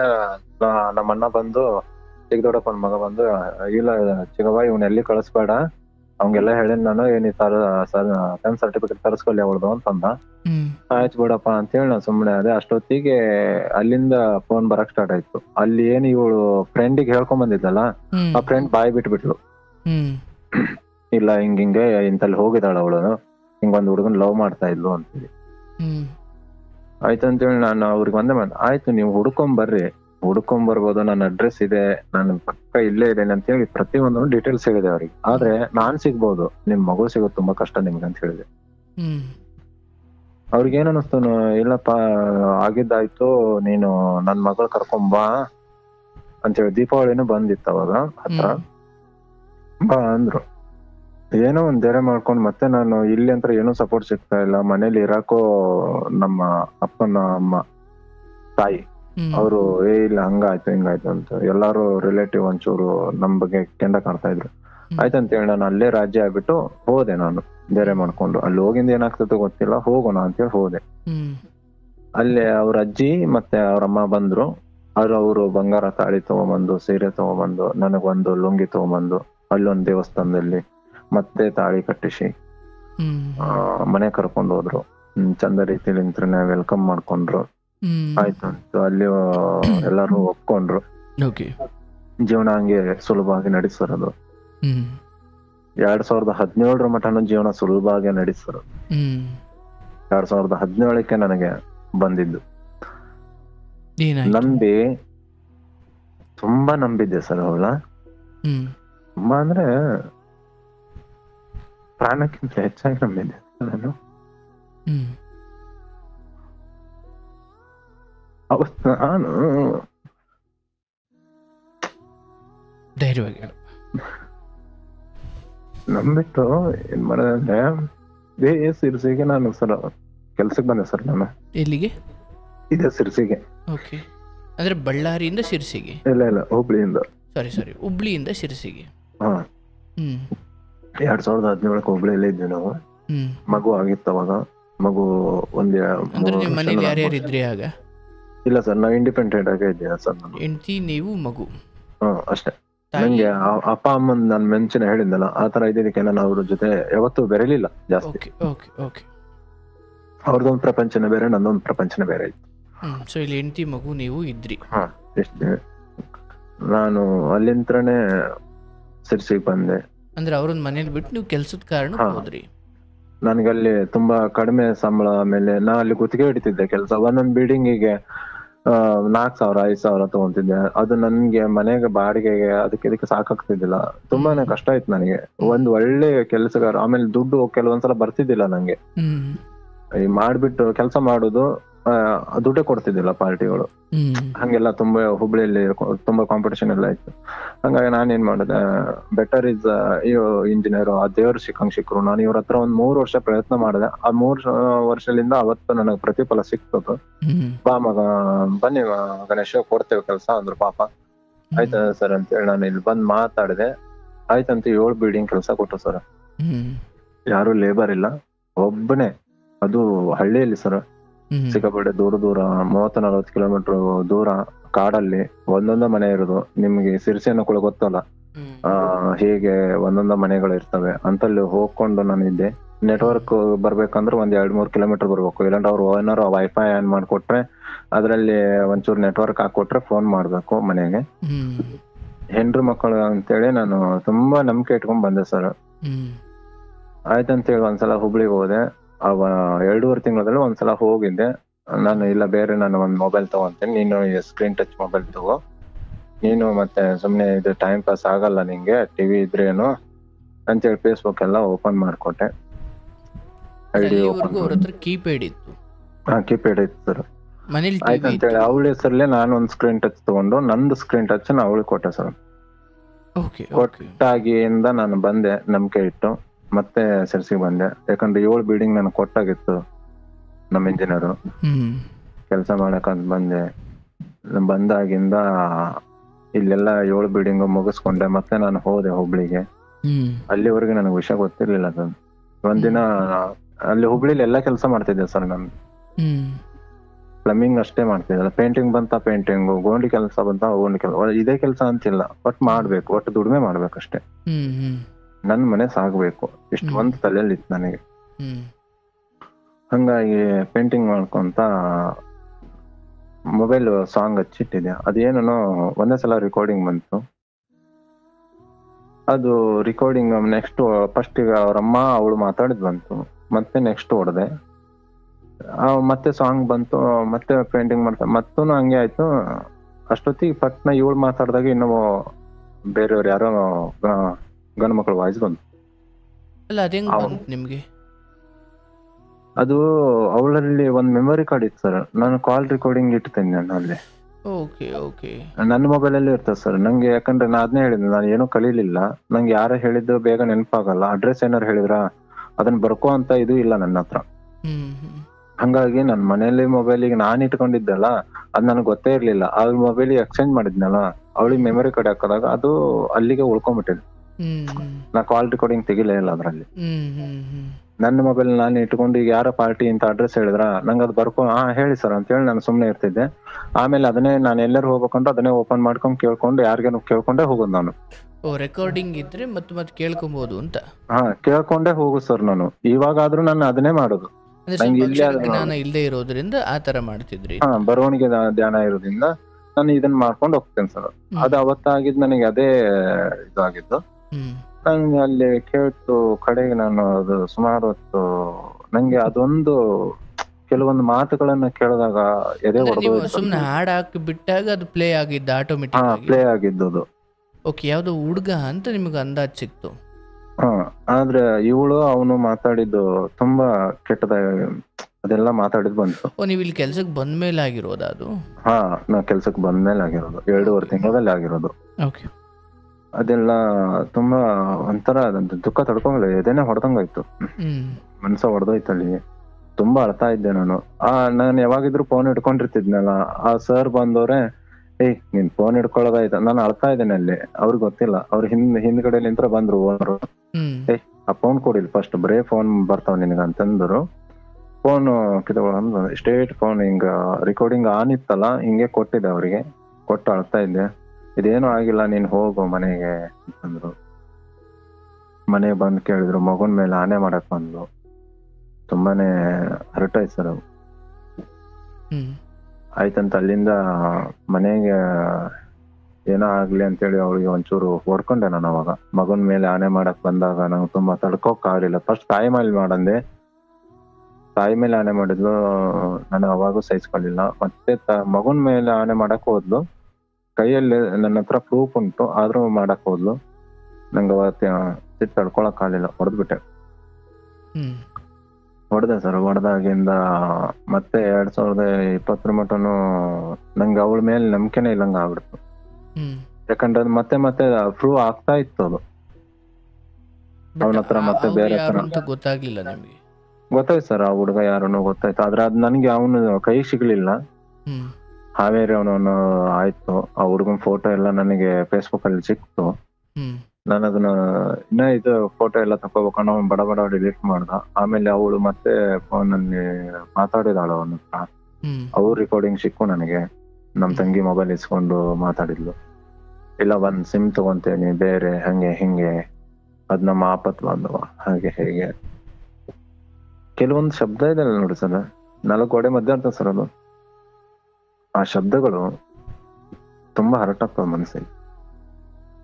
ನಾವು ಕೇಳೋದು ನಿಮ್ಗೆ ಎಷ್ಟೋ ನೀವು ಹಾಳಾಗಿದ್ದೀರಂದು ನಾವು ಒಂದ್ ಜೀವನ ಕೊಟ್ಟಿದ್ದೇವೆ ನಿಮಗೆ.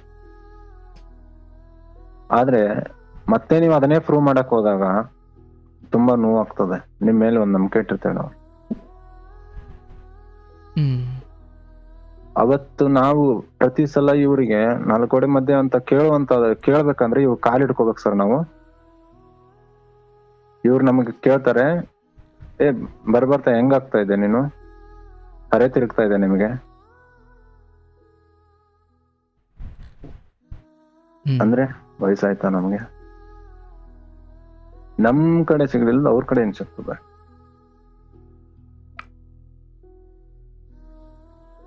ಆ ಪ್ರಶ್ನೆ ಹಂಗೆ ಇದಾಯ್ತು, ಮನ್ಸು ಹೊಡೆದೋಯ್ತು. ಅಲ್ಲಿಂದ ನಾನು ಹೇಗಾರ ಮಾಡಿ ಇದನ್ನ ನೋಟಲ್ ಮಾಡ್ಕೋಬೇಕು ಅಂತ ಬಂದೆ.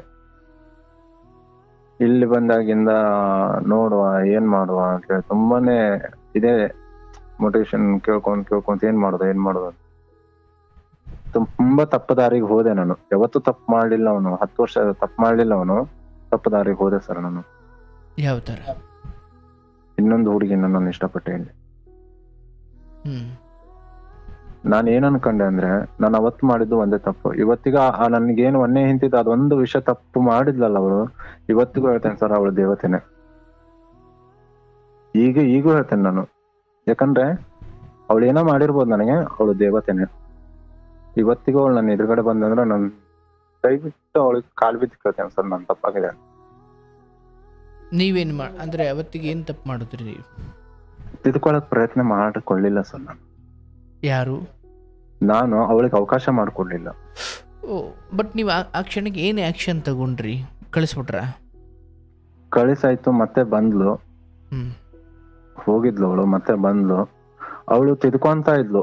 ನಾನೇನ್ ಮಾಡಿದೆ, ಆ ರೆಕಾರ್ಡಿಂಗ್ ಕೇಳ್ತಾನೆ ಮೈಂಡ್ ಸೆಟ್ ಅಲ್ಲಿ ತಗೊಂಡ್ಬಿಟ್ಟೆ, ನಾನು ಮನ್ಸಿಗೆ ಹಾಕೊಂಡ್ಬಿಟ್ಟೆ. ಇವಳು ಯಾವತ್ತೂ ಚೇಂಜ್ ಆಗಲ್ಲ. ಉಳಿಸ್ಕೊಂಡ್ಬಿಟ್ಟಿದ್ರಾ? ಹಾ, ಉಳಿಸ್ಕೊಂಡಿದ್ದೆಲ್ಲ ಅದ್ ಮೈಂಡ್ ಅಲ್ಲಿ ಮನ್ಸಲ್ಲಿ ಕೂತ್ಕೊಂಡ್ಬಿಡ್ತನಕ್ಕೆ. ಪದೇ ಪದೇ ಕೇಳ್ತಿದ್ರಿ? ಅದೇನಾಯ್ತು, ತುಂಬಾನೇ ಇವಳು ಯಾವತ್ತೂ ಚೇಂಜ್ ಆಗಲ್ಲ. ಯಾಕಂದ್ರೆ ನಾನ್ ಬುದ್ಧಿ ಮಾತು ಹೇಳಿಂದ, ಫ್ರೆಂಡ್ಲಿಂತ್ರ ಹೇಳ್ಸಿಂದ, ಎಲ್ಲಾ ಹೇಳ್ಸಿಂದನು ಸ್ವಂತ ಚಿಕ್ಕಪ್ಪನ್ನೇ ಇವಳು ಹಾಳು ಮಾಡಿ, ಸ್ವಂತ ಚಿಕ್ಕಪ್ಪನ್ನೇ ಮದ್ವೆ ಆಗ್ತೇನೆ ಅಂತ ಹೋಗಿ, ಎಲ್ಲಾನು ನನಗ್ ಗೊತ್ತಿದ್ದು. ನಿಮ್ಮ ಹೆಂಡತಿನ? ಹಾ ಹೌದು ಸರ್. ಅಂದ್ರೆ ಮದುವೆ ಮುಂಚೆ? ಹಾ, ಮದುವೆ ಮುಂಚೆ. ಚಿಕ್ಕಪ್ಪನ ಕುರಿತಾಗಿ ಆ ಭಾವನೆಗಳಿದ್ವಾ? ಹಾ, ಅದು ಅಲ್ಲಿಂದನೇ ಸ್ಟಾರ್ಟ್ ಆಗಿದ್ದ ಸರ್. ಅದು ನಂಗೆ ಇವಳು ನನಗೆ ಹೇಳಿದ್ರೆ ಸುಳ್ಳು ಅನಿಸ್ತು. ನಾ ಸ್ವತಃ ಏನ್ ಇವ್ರು ಚಿಕ್ಕಮ್ಮ ಇದ್ರಲ್ಲ, ಅವ್ರ ಬಾಯಲ್ಲೇ ಸ್ವತಃ ನಾನು ಕೇಳ್ಕೊಂಡೆ. ಹೌದು, ನಿಜ ಅದು ನಡೆದಿದ್ದು ಅಂತ ಹೇಳಿದ್ರು ಅವರು. ಅದನ್ನು ಫೇಸ್ ಮಾಡಕ್ ಹೋದೆ. ಇವಾಗ ಅವರೆಲ್ಲ ಟಚ್ ಅಲ್ಲೇ ಇದಾರೆ, ಆದ್ರೆ ಇವಳು ಇಲ್ಲ, ಇವಾಗ ಟಚ್ ಅಲ್ಲಿ ಇಲ್ಲ. 5 ವರ್ಷ ಅವ್ರ ಹೋದ್ಮೇಲೆ ಮತ್ತೆ ಬಂದ್ರು. ಬಟ್ ನೀವು ಬಂದ್ರು, ತೆಗಿತಾ ಇದ್ರ ಆ ವಿಚಾರನ? ಮನೆಯಲ್ಲಿ ತೆಗಿತಾ ಇದಿಲ್ಲ. ನನಗೆ ಕೆಲವೊಂದು ವಿಷಯಗಳನ್ನು ಈಗ ಹಿರಿಯರು ಹೇಳ್ತಾರ, ಹೆಣ್ಮಕ್ಳು ವಯಸ್ಸು ಕೇಳಬಾರ್ದಂತ, ಗಂಡ್ಮಕ್ಳ ಎಂತ ಆದಾಯ ಕೇಳಬಾರ್ದು. ಇವಳು ಅದನ್ನ ನನಗೆ ಸಂಪೂರ್ಣವಾಗಿ ಹಕ್ ಚಲಾಯಿಸ ಅಂತ. ಎಷ್ಟು ದುಡಿತೀನಿ ನೀನು? ಸಾಲ ಮಾಡುದು ನಾನು ನನ್ನ ಮನೆಗೆ, ಬೇರೆ ಏನು ಇದು ಮಾಡ್ಕೊಂತ ಇಲ್ಲ. ದುಡಿತಾ ಇದ್ದೀನಿ, ಸಾಲ ಮಾಡ್ತಾ ಇದ್ದೀನಲ್ಲ, ತೀರಿಸ್ತೇನೆ ನಾನು. ನಿನಗೇನ ತಂದ ಹಾಕಂದ್ಯಾ? ಇಲ್ಲ ತಾನೆ, ನೀ ಕಷ್ಟಪಟ್ಟಿದ್ಯಾ, ಒಂದೊಂದ್ ದಿನ ನೀನು ಉಪವಾಸ ಮಲಗಿದೆ, ಒಪ್ಕೊಂತೇನಿ. ಆದ್ರೆ ಇದನ್ನ ಒಂಚೂರು ನೀನು ಇದನ್ ಕೇಳಬೇಡ ಅಂತ ನಾನು ಇದನ್ನ ಹೇಳಕ್ ಹೋದ್ರು ಅವಳು ತುಂಬಾನೇ ಅದನ್ನ ಇದು ಮಾಡ್ತಾ ಇದ್ಲು. ಅಂದ್ರೆ ಇದೆಲ್ಲ ಗೊತ್ತಾದ ಮೇಲುವ? ಹಾ, ಗೊತ್ತಾದ್ಮೇಲೇನು ಅಧಿಕಾರ ಚಲಸಕ್ ಬಂದ್ಲು. ನಂಗೆ ಅದು ಒಂಚೂರು ಹರ್ಟ್ ಆಯ್ತು. ಇವ್ಳಿಗೆ ಎಂತ ಹೇಳಿದ್ರು ಬುದ್ಧಿನೇ ಬರ್ತಾ ಇಲ್ಲಲ್ಲ ಅಂತ ಹೇಳಿ ಆಯ್ತಂತ ನಾನು ಅಲ್ಲಿಗೆ, ಇಲ್ಲ ಇದನ್ನ ಬಿಡ್ಬೇಕು, ಇದಕ್ಕೊಂದ್ ದಾರಿ ಹುಡುಕ್ಬೇಕು ನಾನು. ಆದ್ರೆ ಇದನ್ನ ಬಿಡೋಕ್ಕಿಂತ ಮುಂಚೆ ನನ್ಗೆ ನೆಕ್ಸ್ಟ್ ನಾನು ಆಯ್ಕೆ ಮಾಡ್ಕೋದು ಹೇಗಿರ್ಬೇಕಂದ್ರೆ, ಅವರು ನೊಂದು ಬೆಂದಿರ್ಬೇಕು, ಅವ್ರಿಗೂ ಈ ತರ ಅನುಭವ ಆಗಿರ್ಬೇಕು, ಅಂತವ್ರಿಗೆ ಒಂದ್ ಜೀವನ ಕೊಡ್ಬೇಕು. ಅವಾಗ ನನ್ನ ಬದುಕು ಒಂದು ಸುಂದರ ಬದುಕು ಆಗ್ತದೆ ಅಂತೇಳಿ ಮೈಂಡ್ ಸೆಟ್ ಅಲ್ಲಿ ಬಂತು. ಆಯ್ತು ಅಂತೇಳಿ ನಾನು ಇಲ್ಲಿ ಒಬ್ಬರು ಹೆಗಡ್ರ ಮನೆಯಲ್ಲೇ ಇದ್ಕೊಂಡಿದ್ದೆ ನಾನು. ಪಾಪ ಅವ್ರ ಅನ್ನ ಹಾಕಿ ನನಗೆಲ್ಲ ಇಲ್ಲಿ ಕೆಲ್ಸಗಳನ್ನ ಓಡಾಡಕ್ಕೆ ಎಲ್ಲ ಅವರೇ ಹೆಲ್ಪ್ ಮಾಡ್ತಿದ್ರು. ನನ್ನ ಹತ್ರ ಬೈಕ್ನು ಇರ್ಲಿಲ್ಲ, ಎಲ್ಲ ಅವರೇ ಇದು ಮಾಡ್ತಾ ಇದ್ರು. ಕಡೆಗೆ ಅವ್ರ ಮನೆಗೆ ಒಬ್ರು ಕೆಲ್ಸಕ್ಕೆ ಬರ್ತಾ ಇದ್ರು. ಅವ್ರದ್ದೆಲ್ಲ ಬ್ಯಾಕ್ ಗ್ರೌಂಡ್ ವಿಚಾರಿಸ್ಕೊಂಡೆ. ಇಲ್ಲ, ಅವಳು ಗಂಡನ್ ಬಿಟ್ಟ 9 ವರ್ಷ ಆಯ್ತು, ಅವಳು ಗಂಡ ಏನೋ ಸರಿ ಇಲ್ಲ ಅಂತೆ, ಹಿಂಗೆ ಅಂತೇಳಿ ಒಬ್ರ ಕಡೆ ಕೇಳಿದೆ. ಒಬ್ರು ನೋಡಿದ್ರೆ ಇಲ್ಲ, ಅವಳು ಮಾಡೋದೇ ಹಿಂಗೆ 100 ಜನ 100 ತರ ಹೇಳ್ತಾ ಇದ್ರಲ್ಲ. ಆಯ್ತು, ಹಂಗಾದ್ರೆ ಅವಳ ಬಾಯಿನ ಕೇಳೋಣ ಏನು ಅಂತ ಹೇಳಿ ಕಾಂಟ್ಯಾಕ್ಟ್ ಮಾಡಿದೆ. ಅವ್ಳು ಬೇಡ ಅಂದಾದ್ರು ಕಾಂಟ್ಯಾಕ್ಟ್ ಮಾಡ್ಕೊಂಡೆ. ಕಡೆಗೆ ಅವಳಿಗೆ ಕೇಳಿದೆ, ಹಿಂಗೆ ಏನು ನಿನ್ ಕತೆ ಅಂತ. ಇಲ್ಲ, ಹಿಂಗೆ ನಂಗೆ ಯಾವ್ದು ಸುಖ ಸಿಗ್ತಾ ಇದ್ದಿಲ್ಲ, ನಂಗೆ ಪ್ರತಿಯೊಂದು ನಾವು ಬೇರೆಯವ್ರಿಗೆ ಇದು ಮಾಡ್ತಿದ್ದ, ಆದ್ರೆ ನನಗಿದು ಮಾಡ್ತಾ ಇದ್ದಿಲ್ಲ ಅನ್ನೋ ಒಂದು ಮಾತುಗಳು ಬಂತು. ನಾನು ಅವಾಗ ನಿರ್ಧಾರ, ಕರೆಕ್ಟ್, ಹಂಗಾದ್ರೆ ನನ್ನ ಜೀವನದಲ್ಲಿ ನಂಬಿಕೆ ದ್ರೋಹ ಆಗಿದೆ, ನಿನ್ ಜೀವನದಲ್ಲಿ ಈ ತರ ಆಗಲ್ಲ, ಇಬ್ರು ಸರಿ ಹೋಗ್ತದೆ ಅಂದೆ. ಆಯ್ತು, ಹಂಗಾದ್ರೆ ನಿನ್ಗೆ ನಾನು ಮದ್ವೆ ಆಗ್ತೇನೆ ಅಂದೆ. ನೋಡೋಣ, ನಮ್ಮ ಮನೇಲಿ ಕೇಳ್ಬೇಕು, ನಿಮ್ ಕಾಸ್ಟ್ ಬೇರೆ ನಮ್ ಕಾಸ್ಟ್ ಬೇರೆ, ಎಂತರ ಆಗ್ಲಿ ನಿನ್ ಪಡಿತೇನೆ ನಾನು, ನಿಮ್ ಮನೇಲಿ ಏನೇ ಹೇಳಿದ್ರು ನಾನು ಇದು ಮಾಡ್ತೇನೆ ಅಂತ ಹೇಳಿ ಅವ್ರ ಮನೆಯಲ್ಲಿ ಹೋಗಿ ಹೇಳಿದೆ. ನನ್ ಜೊತೆಗೆ ಯಾರು ಬರಲ್ಲ, ನಾನು ಒಬ್ಬನೇ, ನೀವು ನನ್ನ ಮಗನಾಗಿ ನೋಡ್ಕೊಂಡ್ರೆ ನಾನು ನಿಮ್ ತಂದೆ ತಾಯಿಗೆ ನೋಡ್ಕೊಂತೇನೆ, ನಾಳೆ ನನ್ನ ತಂದೆ ತಾಯಿ ಬಂದ್ರು ನಾನು ಬೇಡ ಅನ್ನಲ್ಲ ಅಂತ ಹೇಳಿದೆ. ಆಯ್ತು ಅಂತೇಳಿ ಅವರು ಇಲ್ಲ ನಂಗೆ ಟೈಮ್ ಬೇಕು ಅಂದ್ರು. ಲಾಸ್ಟ್ ಒಂದ್ಸಲ ನಾನು ಸೂಸೈಡ್ ಅಟೆಂಪ್ಟ್ ಮಾಡಿದ್ದೆ, ಆಗಿತ್ತು, ಹೋಗಿದ್ದೆ ಸರ್ ನಾನು ಖಾಲಿ ಆಗಿದ್ದೆ. ಡೈವರ್ಸ್ ಆಗಿತ್ತಾ?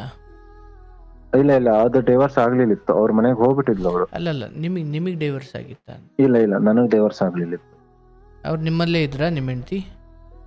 ಇಲ್ಲ ಸರ್, ಅವರು ಮನೇಲೆ ಹೋಗಿದ್ರು, ಅವರು ತೀರ್ಥಹಳ್ಳಿಗೆ ಹೋಗ್ಬಿಟ್ಟಿದ್ರು. ಸೊ ಅವ್ರು ಬರಲ್ಲ ಅಂತ ಗೊತ್ತಾದ ಮೇಲೆ ಇದು ಮಾಡಿದ್ದ ಅಥವಾ ಸಿಟ್ಟಿಂಗ್ ಮಾಡಿದ್ದ? ಇಲ್ಲ, ಬರಲ್ಲ ಅಂತ ಹೇಳಿ ಗೊತ್ತಾದ್ಮೇಲೆ ಮಾಡಿದ್ ನಾನು. ಅವ್ರು ಹೇಳಿದ್ರ ಬರಲ್ಲ ಅಂತ? ಹಾ, ಬರಲ್ಲ ಅಂತ ಹೇಳಿದ್ರು. ಕಡೆಗೆ ನನಗೆ ಅಲ್ಲಿ ಕ್ವಾಂಟಿಟಿಗೆ ಸಿಗ್ಲಿಲ್ಲ ಅವರು.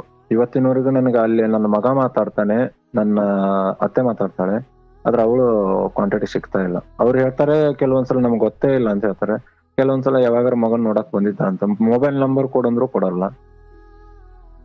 ಏನು ತಗೋದ್ಮೇಲೆ ನೀವು ಇಲ್ಲಿ ಯಾವ್ದೋ ಒಂದು ಸಂಪರ್ಕ ಮಾಡ್ಕೊಂಡ್ರಿ, ಮದುವೆ ಕೂಡ ಆಯ್ತಾ? ಹಾ, ಮದುವೆ ಕೂಡ ಆಯ್ತು ಸರ್. ಇದು ಮದುವೆನೂ ಆಯ್ತು, ಎಲ್ಲಾನು ಆಯ್ತು. ಈ ಮದುವೆನೂ ತುಂಬಾನೇ ನನಗೆ ನನ್ನ ಜೀವನನೇ ಹಿಂಗೇನೋ ಅನಿಸ್ತಾ ಇದೆ. ಫಸ್ಟ್ನೇ ಸಲನೇ ಮದ್ವೆ ಆಗಿ 1 ವರ್ಷಕ್ಕೆ ಒಂಚೂರು ಸಣ್ಣ ಪುಟ್ಟ ಜಗಳಗಳು ಬಂತು, ಎಲ್ಲಾನು ಬಂತು. ಅದ್ರ ಸಹಿಸ್ಕೊಂಡೆ, ಹಠಪಟ್ಟೆ ಮದ್ವೆ ಆದೆ. ಆಯ್ತು ಅಂತೇಳಿ ಸೂಸೈಡ್ ಅಟೆಂಪ್ಟು ಆಯ್ತು, ಎಲ್ಲಾನು ಆಯ್ತು ನಂದು. ತುಂಬಾನೇ ಮನ್ಸಿಗೆ ತುಂಬಾನೇ ನೋವು ಮಾಡ್ಕೊಳೋದಲ್ಲ, ದೇಹಕ್ಕೂ ನೋವು ಮಾಡ್ಕೊಂಡೆ. ಆಯ್ತು ಅಂತ ಮುಂದೆ ಹೊರದೆ. ಹೀಗೆ ಒಂದೇ ಸಲ ಹೋಯ್ದು, ಒಂದ್ 15 ದಿನ ಹೋದ್ಲು, ಜಗಳ ಮಾಡ್ಬಿಟ್ಟು. ಮತ್ತೆ ಕೈಕಾಲು ಬಿದ್ದು ಕರ್ಕೊಂಬಂದೆ, ಹತ್ತು ಕರೆದು ಎಲ್ಲ ಮಾಡಿ. 2ನೇ ಸಲ 1 ತಿಂಗಳು ಹೋದ್ಲು, ಅವಾಗೂ ಹತ್ತು ಕರೆದು ಸ್ಟೇಷನ್ಗೆಲ್ಲ ಅಡ್ಡಾಡಿ, ನೀನೇ ಇದು ನನಗ್ ಒಂದ್ ಜೀವನ ಹಾಳು ಮಾಡ್ಕೊಂಡ್ಬಿಟ್ಟಿದ್ದೇನೆ ನಾನು, ಈ ಜೀವನನ ಹಾಳು ಮಾಡ್ಕೋ, ಸರಿಯಲ್ಲ ಅಂತ ಬಿಟ್ಟು ಅವಳ ಹತ್ರ ತುಂಬಾ ರಿಕ್ವೆಸ್ಟ್ ಮಾಡಿದೆ. ನಾನು ಖಾಲಿ ಬಿದ್ದಿದ್ದೀನಿ ಅಂದ್ರೆ ಎಷ್ಟು ಸಲ ಬಿದ್ದಿದ್ದೀನಿ ಲೆಕ್ಕ ಇಲ್ಲ ಸರ್, ಆತರ ಮಾಡ್ಕೊಂಡೆ. ಆಮೇಲೆ ನನಗೇನ್ ಅನಿಸ್ತು, ಈ 2 ಸಲ ಆಯ್ತಲ್ಲ, ನನ್ಗೆ ಇದನ್ನ ಗಟ್ಟಿಯಾಗಿ ಮಾಡ್ಕೋಬೇಕಂದ್ರೆ ಒಂದ್ ಮಗು ಆಗ್ಬೇಕು. ಒಂದ್ ಮಗು ಆದ್ರೆ ಏನೋ ಆಗಲ್ಲ, ಆದ್ರೆ ಅಲ್ಲಿ ಮಗು ಆಗಿ ಹಂಗಾಯ್ತು. ಆದ್ರೆ ಇಲ್ಲಿ ಇವಳಿಗೆ ಆಗ್ಲಿಲ್ಲದ ಕಾರಣ ಒಂದ್ ಮಗು ಆದ್ರೆ ಇವಳು ಸರಿ ಆಗ್ಬೋದು, ಒಂದ್ ಜವಾಬ್ದಾರಿ ಬರ್ಬೋದು ಅಂತ ಅನ್ಕೊಂಡೆ. ಆಯ್ತು ಅಂತೇಳಿ ನಾವು ಮಗು ಪ್ಲಾನ್ ಮಾಡ್ಕೊಂಡು ಪರಿಚಯದ ಡಾಕ್ಟರ್ ಹತ್ರ ಹೋದ್ವಿ ಸರ್. ಅವರು ಗಣೇಶ್ ನಿಂಗು ಟೆಸ್ಟ್ ಮಾಡ್ಬೇಕಾಗುತ್ತೆ, ಇವರು ಟೆಸ್ಟ್ ಮಾಡಿ ಟೆಸ್ಟ್ ಆಗ್ತದ ಅಂತ ಹೇಳಿದ್ರು. ಆಯ್ತು, ಅಡ್ಡಿಲ್ಲ ಮೇಡಮ್ ಮಾಡಿ. ಹಿಂಗಾದ್ರೆ ಫಸ್ಟ್ ಗಣೇಶ್ ನಿನ್ ಬೇಡ, ಯಾಕಂದ್ರೆ ನಿಂದ ಆಲ್ರೆಡಿ ಒಂದ್ ಮಗು ಆಗಿದೆ ಅಂತ, ಫಸ್ಟ್ ಅವಳೇ ಮಾಡೋಣ ಅಂತಂದ್ರು. ಆಯ್ತು ಹಂಗಾದ್ರೆ ಅಂತೇಳಿ ಅವಳು ಮಾಡಿದ್ವಿ. ಎಲ್ಲಾನು ಇದಾಯ್ತು. ಅವ್ರಿಗೇನೆ ಎಗ್ ಏನೋ 3.0 ಇರ್ಬೇಕಂತೆ, ಅದು ಕಡಿಮೆ ಇತ್ತು. ಅದೊಂದು ಕಾರಣಕ್ಕೆ ಮಕ್ಕಳು ಆಗ್ತಾ ಇಲ್ಲ ಅನ್ನೋ ಒಂದು ಇದಾಯ್ತು. ಲಾಸ್ಟಿಗೆ ಒಂದು HIV ಒಂದು ಟೆಸ್ಟ್ ಮಾಡ್ಬೇಕಾಗ್ತದೆ, ಅದನ್ನು ಮಾಡುವ ಅಂತೇಳಿ ಮಾಡಿದ್ರು ಅವರು. ಸಡಲ್ ಅಂತ ಹೇಳಿ ಪಾಸಿಟಿವ್ ಬಂದ್ಬಿಡ್ತು ಅವ್ರದ್ದು. ಪಾಸಿಟಿವ್ ಬಂತು. ನಂಗೆ ಅವ್ರಿಗೆ ನನ್ಕಿಂತ ಅವ್ರಿಗೆ ಡಾಕ್ಟರ್ಗೆ ಜಾಸ್ತಿ ಶಾಕ್ ಆಯ್ತು. ಏನೋ ಹಿಂಗಾಗ್ಬಿಟ್ಟಿದೆ, ಹೇಳಕ್ಕೂ ಆಗ್ತಾ ಇಲ್ಲ, ಮತ್ತೊಂದ್ಸಲ ಮಾಡಿಸಿದ್ರು, ಆದ್ರೂ ಮತ್ತು ಪಾಸಿಟಿವ್ನೇ ಬಂತು ಅವ್ರದ್ದು. ನನ್ನ ಹತ್ರ ಬಂದು, ಗಣೇಶ್ ಇನ್ನೊಂದ್ಸಲ HIV ಟೆಸ್ಟ್ ಮಾಡ್ಬೇಕು ಮಾರೆ. ಯಾಕೆ ಮೇಡಮ್? ಭಯ ಪಟ್ಕೋಬೇಡ, ಹಿಂಗಾಗಿದೆ ಅಂತಂದ್ರು. 1 ಸಲ ಬಿಟ್ಟು 2 ಸಲ ಮಾಡಿದ್ವಿ, ಹಿಂಗಾಯ್ತು ಗಣೇಶ್ ಅಂತ. ನಂಗೆ ಒಂದ್ಸಲ ಮಗು ಆಗಿದೆ ಒಂದ್ ಬೇರೆ, ಇನ್ನೂವರೆಗೆ ಇಲ್ಲ ಅನ್ನೋ ಒಂದು. ಆಮೇಲೆ ಇವಳ ಹತ್ರ ನಾನು 1-1.5 ವರ್ಷ ಸಂಸಾರ ಮಾಡಿದೀನಿ, ಅದೊಂದು ಭಯ ಸ್ಟಾರ್ಟ್ ಆಗ್ಬಿಡ್ತು ಅವಳಿಗಿದೆ ಅಂದಾಗ. ದೇವ್ರ ಮೇಲೆ ಕೈಕಾಲು ನಡ್ಕ ಬರ್ತಾ ಇದೆ, ಆದ್ರೂ ದೇವ್ರ ಮೇಲೆ ಭರವಸೆ ಇಟ್ಟೆ, ದೇವ್ರ ನೀನೇ ಕಾಪಾಡು ಅಂತೇಳಿ. ಆಯ್ತು ಮೇಡಮ್ ಮಾಡಿ ಅಂತ ಹೇಳಿದೆ. ಅಲ್ಲಿ ನಂದು ನೆಗೆಟಿವ್ ಬಂತು ಸರ್. ದೇವ್ರು ಬಂದ. ನೆಗೆಟಿವ್ ಬಂತು. ಮತ್ತೆ ಏನ್ ಮಾಡಿದ್ವಿ, ಅಲ್ಲಿ ಅವ್ರಿಗೆ ಸಮಾಧಾನ ಆಗ್ಲಿಲ್ಲ, ಮತ್ತೊಂದ್ ಕಡೆ ಕಳ್ಸಿದ್ರು. ಒಂದ್ಸಲ ರಿಪೋರ್ಟ್ ಫೇಕ್ ಆಗ್ತದಂತೆ, ಮತ್ತೊಂದ್ ಕಡೆ ಕಳ್ಸಿದ್ರು. ಅಲ್ಲಿ ಹಂಗೆ ಆಯ್ತು. ಮತ್ತೆ ಹುಬ್ಳಿಗೆ ಹೋದ್ವಿ, ಅಲ್ಲಿನೂ ಹಂಗೆ ಆಯ್ತು. ಸೇಮ್ ಟು ಸೇಮ್ ಬರ್ತಾ ಇತ್ತು, ನನ್ ನೆಗೆಟಿವ್ ಅಲ್ಲಿ ಪಾಸಿಟಿವ್ ಹಿಂಗೆ ಬರ್ತಾ ಇತ್ತು. ಅವಳು ಕೇಳಿದ್ರು ಯಾರ ಕಡೆ ಹಿಂಗ ಆಗಿತ್ತು ಅಂತೇಳಿ. ಏನೂ ಆಗಿಲ್ಲ, ನಾ ಯಾರ ಕಡೆನೂ ಸೇರಿಲ್ಲ. ನಾನು ಕೇಳಿದೆ, ತಾಯಿ ಮೇಲೆ ಪ್ರಮಾಣ ಮಾಡೋ ಸುಳ್ಳು ಹೇಳಿದ್ಲು, ಇಲ್ಲ ಅಂತೇಳಿ. ಅದಾಗಿಂದ ನಾನು ಅಷ್ಟೆಲ್ಲ ಸಹಿಸ್ಕೊಂಡಾದ್ಮೇಲೂ ಜೀವನ ಕೌನ್ಸಿಲಿಂಗ್ ಮಾಡ್ತಾರಲ್ಲ ಸರ್ ಈ ಗೌರ್ಮೆಂಟ್ ಹಾಸ್ಪಿಟಲ್, ಮಾಡಿದ್ರು, ಕೇಳಿದ್ರು. ಇಲ್ಲ ನಾನು ಕಟ್ಕೊಂಡೇ ಬಿಟ್ಟಿದ್ದೇನೆ, ಸತ್ರು ಅವ್ರ ಜೊತೆನೆ ಇದ್ರು ಅವ್ರ ಜೊತೆನೆ ಅಂದೆ. ಆಯ್ತು ಮಾರೆ, ಹಂಗಾದ್ರೆ ಒಳ್ಳೇದೇ, ಯಾವ್ದೇ ಕಾರಣಕ್ಕೂ ಆ ವಿಷಯ ಬಗ್ಗೆ ನೀನು ಟಾರ್ಚರ್ ಮಾಡ್ಬಾರ್ದು ಅಂದ್ರು. ಆಯ್ತು ಮೇಡಮ್ ಮಾಡಲ್ಲ, ಯಾಕಂದ್ರೆ ಒಪ್ಕೊಂಡೇ ಬಿಟ್ಟಿದ್ದೇನೆ ಅಂದ್ರೆ ಮಾಡುದೇನ್ ಮೇಡಮ್ ಅಂದೆ. ಆಯ್ತು ಅಂತೇಳಿ ಮುಂದೆ ಹೊರದ್ವಿ. ಮೆಡಿಸಿನ್ ಮಾಡಕ್ ರೆಡಿ ಆಯ್ತು. ಅಲ್ಲಿಂದ ಮುಂದೆ ಜೀವನ ಸ್ಟಾರ್ಟ್ ಆಯ್ತು ಸರ್. ಮಕ್ಕಳದ ಅನ್ನೋದು ಸೈಡ್ ಆಗ್ಬಿಡ್ತಂಡಿಗೆ. ಇವಳು ಮತ್ತೆ ಒಂದ್ ಸ್ವಲ್ಪ ದಿನ ಬಿಟ್ಕೊಂಡು ಒಂದು 6-7 ತಿಂಗಳ ಜೀವನ ಮಾಡಿದ್ದು. ಮತ್ತೆ ಕೇಳ್ದೆ ಮನೆಗೆ ಹೋದ್. ಅವಳಿಗೆ ಇಲ್ಲಿ ಇರಾಕ ಇಷ್ಟ ಇದ್ದಿಲ್ಲ. ಫಸ್ಟ್ ಆಫ್ ಆಲ್ ಅವಳಿಗೆ ಏನಿದ್ರು ತಾಯಿ ಮನೆಗೆ ಇಡ್ಬೇಕು, ತಾಯಿ ಮನೆಯನ್ನ ಉದ್ಧಾರ ಮಾಡ್ಬೇಕು. ಇವನು ಬೇಕಂದ್ರೆ ಅಲ್ಲೇ ಬಂದಿರ್ಲಿ ಆ ಕಾಡಲ್ಲೇ. ಆದ್ರೆ ನಮ್ಗೆ ಸಿಟಿಯಲ್ಲೇ ಇರ್ಬೇಕು ನಾವು. ಪ್ಲಂಬರ್ ಆದ್ಮೇಲೆ ರಾತ್ರಿ ಯಾವ ಟೈಮ್ದಲ್ಲಿ ಯಾವ್ದು ಟ್ಯಾಪ್ ಕರೆಕ್ಟ್ ಆಗಿ ಎಲ್ಲಿ ಲೀಕೇಜ್ ಆಗ್ತದೋ ಗೊತ್ತಾಗಲ್ಲ. ನಮ್ಗೆ ಎನಿ ಟೈಮ್ ನೆಟ್ವರ್ಕ್ ಬೇಕು. ನಾವು ಆಯ್ಕೆ ಮಾಡ್ಕೊಂಡಿದ್ದ ಆ ಬಿಸ್ನೆಸ್ ನಾನು. ಹಂಗಾಗಿ ನಾನು ಅದನ್ನ ಅವಳಿಗೆ ತಿಳ್ಸಕ್ ಪ್ರಯತ್ನ ಮಾಡಿದೆ. ಆದ್ರೂ ಅವಳು ಕೇಳಿಲ್ಲ. ಅವಾಗ 4 ತಿಂಗಳ ಹೋದ್ಲು. ನಾನು ಕೋರ್ಟಿಗೆ ಹಾಕೊಂಡಿಂದನು ಬಂದ್ ನನ್ನ ಹತ್ರನೇ ಸಾಂತ್ವನ ವೇದಿಕೆಯಲ್ಲಿ ಬಂದು ಬೇರೆ ತರ ಹೇಳಿದ್ರು. ಯಾರಿಗೆ ಕೊಡ್ಲಿಲ್ಲ ದೇವ್ರ ಕೊಟ್ಟಿದಾನ, ಬರೀ ಸುಖ ಅಂತಾನೆ. ಸರ್ ನಾನು ನಿಜ ಹೇಳ್ತೇನೆ ಸರ್, ನಾನು ಒಪ್ಕೊಂತೇನೆ ಸರ್, ನನಗಿದೆ ಸರ್. ಹೆಂಚರ್ ಕೇಳಿದೆ, ಮತ್ತೆ ಯಾರಿಗೆ ಕೇಳ್ಬೇಕು ಸರ್? ಆಕೆ ಏನಂದ್ರು ಅಂದ್ರೆ ಯಾರಿಗೆ ಕೊಡ್ಲಿಲ್ಲದ್ದು ಇವನಿಗೆ ಕೊಟ್ಬಿಟ್ಟಿದಾನ ದೇವ್ರು. ಏನ್ ಕೊಟ್ಟಿದಾನ?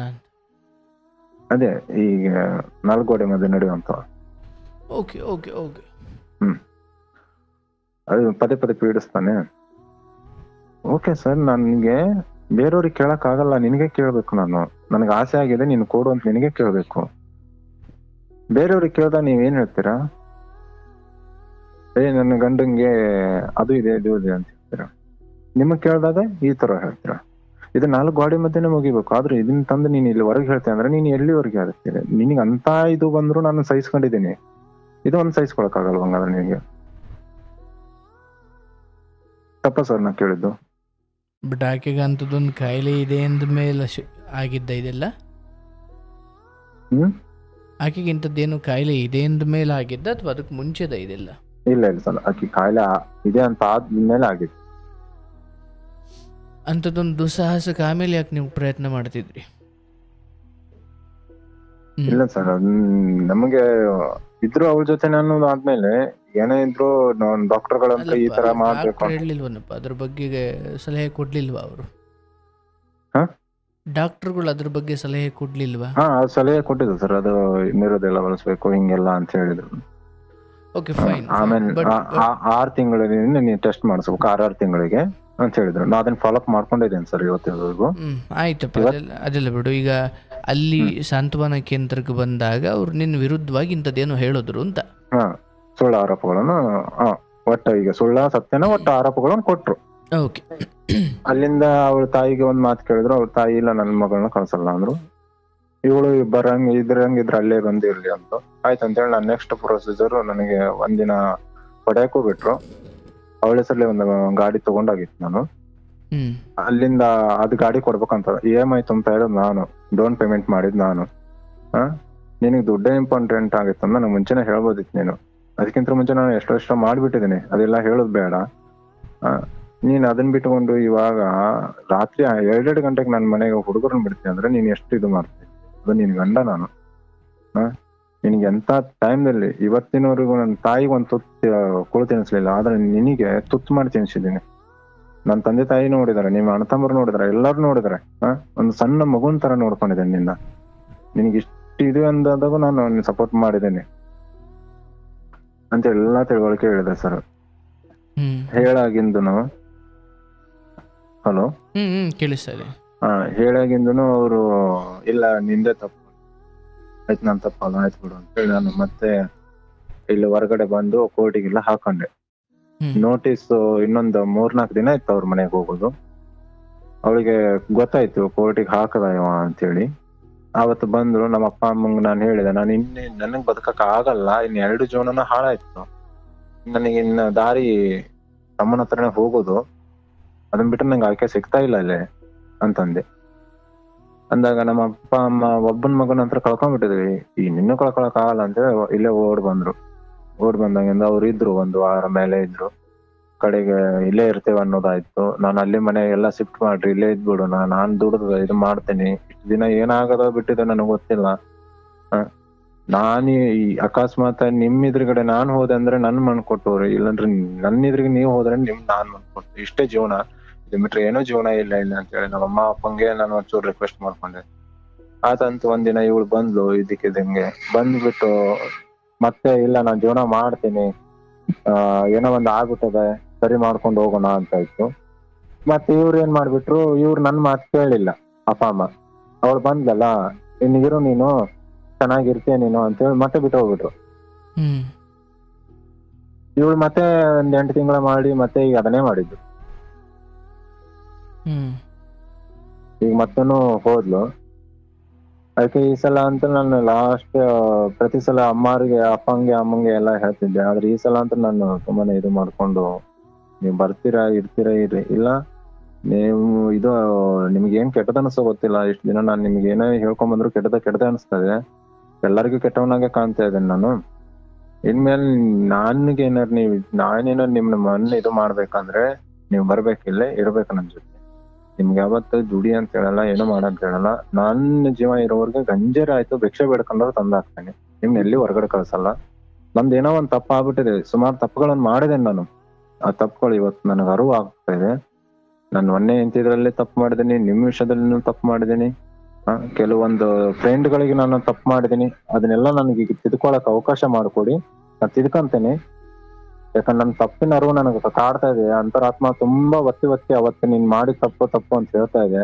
ಯಾರಿಗೋ ಒಂದು ಸುಮ್ನೆ ಗಲಾಟೆದಲ್ಲಿ ಹೋಗಿ ಹೊಡೆದಿದ್ದು, ಅದೆಲ್ಲಾನು ನನಗೆ, ನಾನು ಅದ್ರಲಿಂದನೇ ನಾನು ಇಷ್ಟ ಆಗ್ತಾ ಇದ್ದೇನೆ ನನ್ನ ಜೀವನ ಅಂತೇಳಿ ಅನಿಸ್ತಾ ಇದೆ.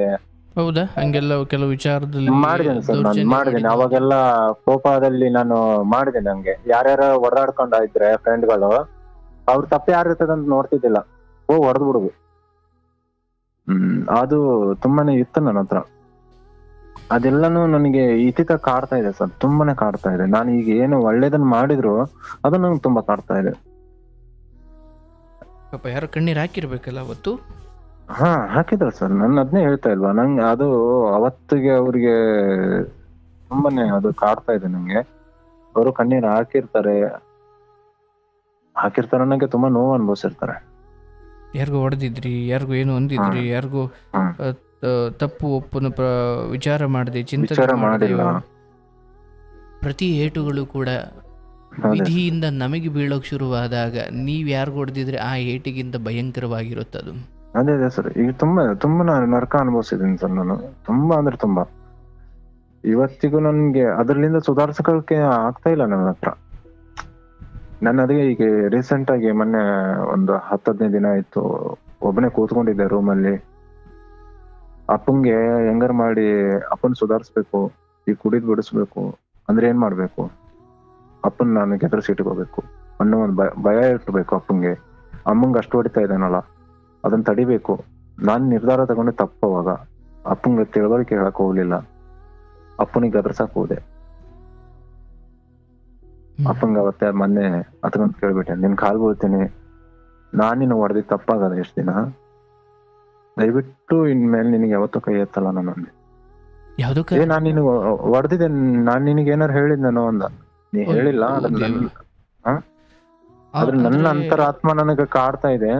ಕೈ ಮಾಡಿದ್ದ ಹೌದಾ? ಮಾಡಿದ್ದೇನೆ ಸರ್, ಸುಮಾರು ಸಲ ಮಾಡಿದ್ದೇನೆ. ಪಾಪ ಅವರು ಹೇಳ್ಕೊಂಡಿಲ್ಲ ಅದ್ರ ಬಗ್ಗೆ ಯಾವತ್ತು? ಇಲ್ಲ ಸರ್, ಅವ್ರಿಗೆ ಇನ್ನೊಂದು ಏನಾಗಿದೆ ಅಂದ್ರೆ ನಾ ಮಾಡಿ ತಪ್ಪು ಅನ್ನೋದು ಅವ್ರಿಗೂ ಗೊತ್ತಿದೆ. ಅದು ಅವ್ರ ಬಾಯಿ ಬಿಚ್ಚಿ ಹೇಳಲ್ಲ. ಬಟ್ ನಿಮ್ಮ ವರ್ತನೆ ಸ್ವಲ್ಪ ನಿಮಗೆ ಇವತ್ತು ನೋವು ಕೊಡ್ತಾ ಇದೆ ಅಷ್ಟೇ. ಹೌದು, ತುಂಬಾನೇ ನೋವು ಕೊಡ್ತಾ ಇದೆ. ತುಂಬಾ ಅಂದ್ರೆ ಇದು ನನ್ಗೆ ಒಂದೇ ಒಂದು ಮಾತಲ್ಲಿ ಹೇಳ್ಬೇಕನ್ಸರ, ನೆಕ್ಸ್ಟ್ ಹುಟ್ಟೆ ಬೇಡ ಅನ್ಸಿದೆ ನಂಗೆ. ಹುಟ್ಟೆ ಬೇಡ, ಹೆಣ್ಣಾಗಿ ಹುಟ್ಟುದು ಬೇಡ, ಹಣ್ಣಾಗಿ ಹುಟ್ಟುದು ಬೇಡ, ಮಣ್ಣಾಗಿ ಹುಟ್ಟುದು ಬೇಡ, ಏನಾಗಿ ಹುಟ್ಟುದು ಬೇಡ. ಎಲ್ಲದಕ್ಕೂ ನೋವಿದೆ ಇಲ್ಲಿ. ಈ ನೋವಿನ ಪ್ರಪಂಚನೇ ಬೇಡ ನನಗೆ. ಆ ದೇವ್ರ ಹತ್ರ ಕೇಳ್ಕೊಳ್ಳೋದು ಇಷ್ಟೇ, ಹುಟ್ಟು ಬೇಡಪ್ಪ. ಇದು ಹುಟ್ಟಿದ್ದೇವಲ್ಲ ಸಾಕು, ಇದೊಂದು ಇಲ್ಲಿ ಏನಾರು ಒಂದ್ ಮಾಡಕ್ ನನಗೆ ಅವಕಾಶ ಮಾಡಿಕೊಡು, ಮಾಡ್ತೇನಿ. ನನ್ನ ಕಡೆ ಎಷ್ಟು ಸಾಧ್ಯ ಆಗ್ತದೋ ಅಷ್ಟು ನಾನು ಯಾವ್ದನ್ನು ದುಡ್ಡಿಗಂತ್ರ ಆಸೆ ಮಾಡಲ್ಲ. ನಾನ್ ಮನೆ ಕಟ್ಕೋಬೇಕು, ಅದು ಮಾಡ್ಬೇಕು, ಇದು ಮಾಡ್ಬೇಕು ಅಂತಿಲ್ಲ. ಇರ್ಬೇಕು 4 ದಿನ, ಅಪ್ಪ ಅಮ್ಮನ್ ಚೆನ್ನಾಗ್ ನೋಡ್ಕೋಬೇಕು, ತಂಗಿ ಇದ್ರೆ ತಂಗಿ ಚೆನ್ನಾಗ್ ನೋಡ್ಕೋಬೇಕು. ನನ್ನ ಕೈಲಿ ಎಷ್ಟು ಒಂದ್ 10 ರೂಪಾಯಿ ದುಡ್ನೆ, 8 ರೂಪಾಯಿ ನಂಗೆ ಖರ್ಚಿತ್ತ, 2 ರೂಪಾಯಿ ಉಳಿತಾ, ದಾನ ಧರ್ಮ ಮಾಡ್ಬೋಗ್ತೇನೆ. ಯಾವ್ದು ನನಗ್ ಬೇಡ. ಹುಟ್ಟು ಬೇಡ ಅಂತ ಯಾರನ್ನು ಕೇಳ್ತಾ ಇರೋದು ನೀವು? ದೇವ್ರನ್ನೇ ಸರ್. ಇಲ್ಲ ಅಂದಲ್ಲಪ್ಪ, ದೇವ್ರ ಇಲ್ವಲ್ಲಯ್ಯ.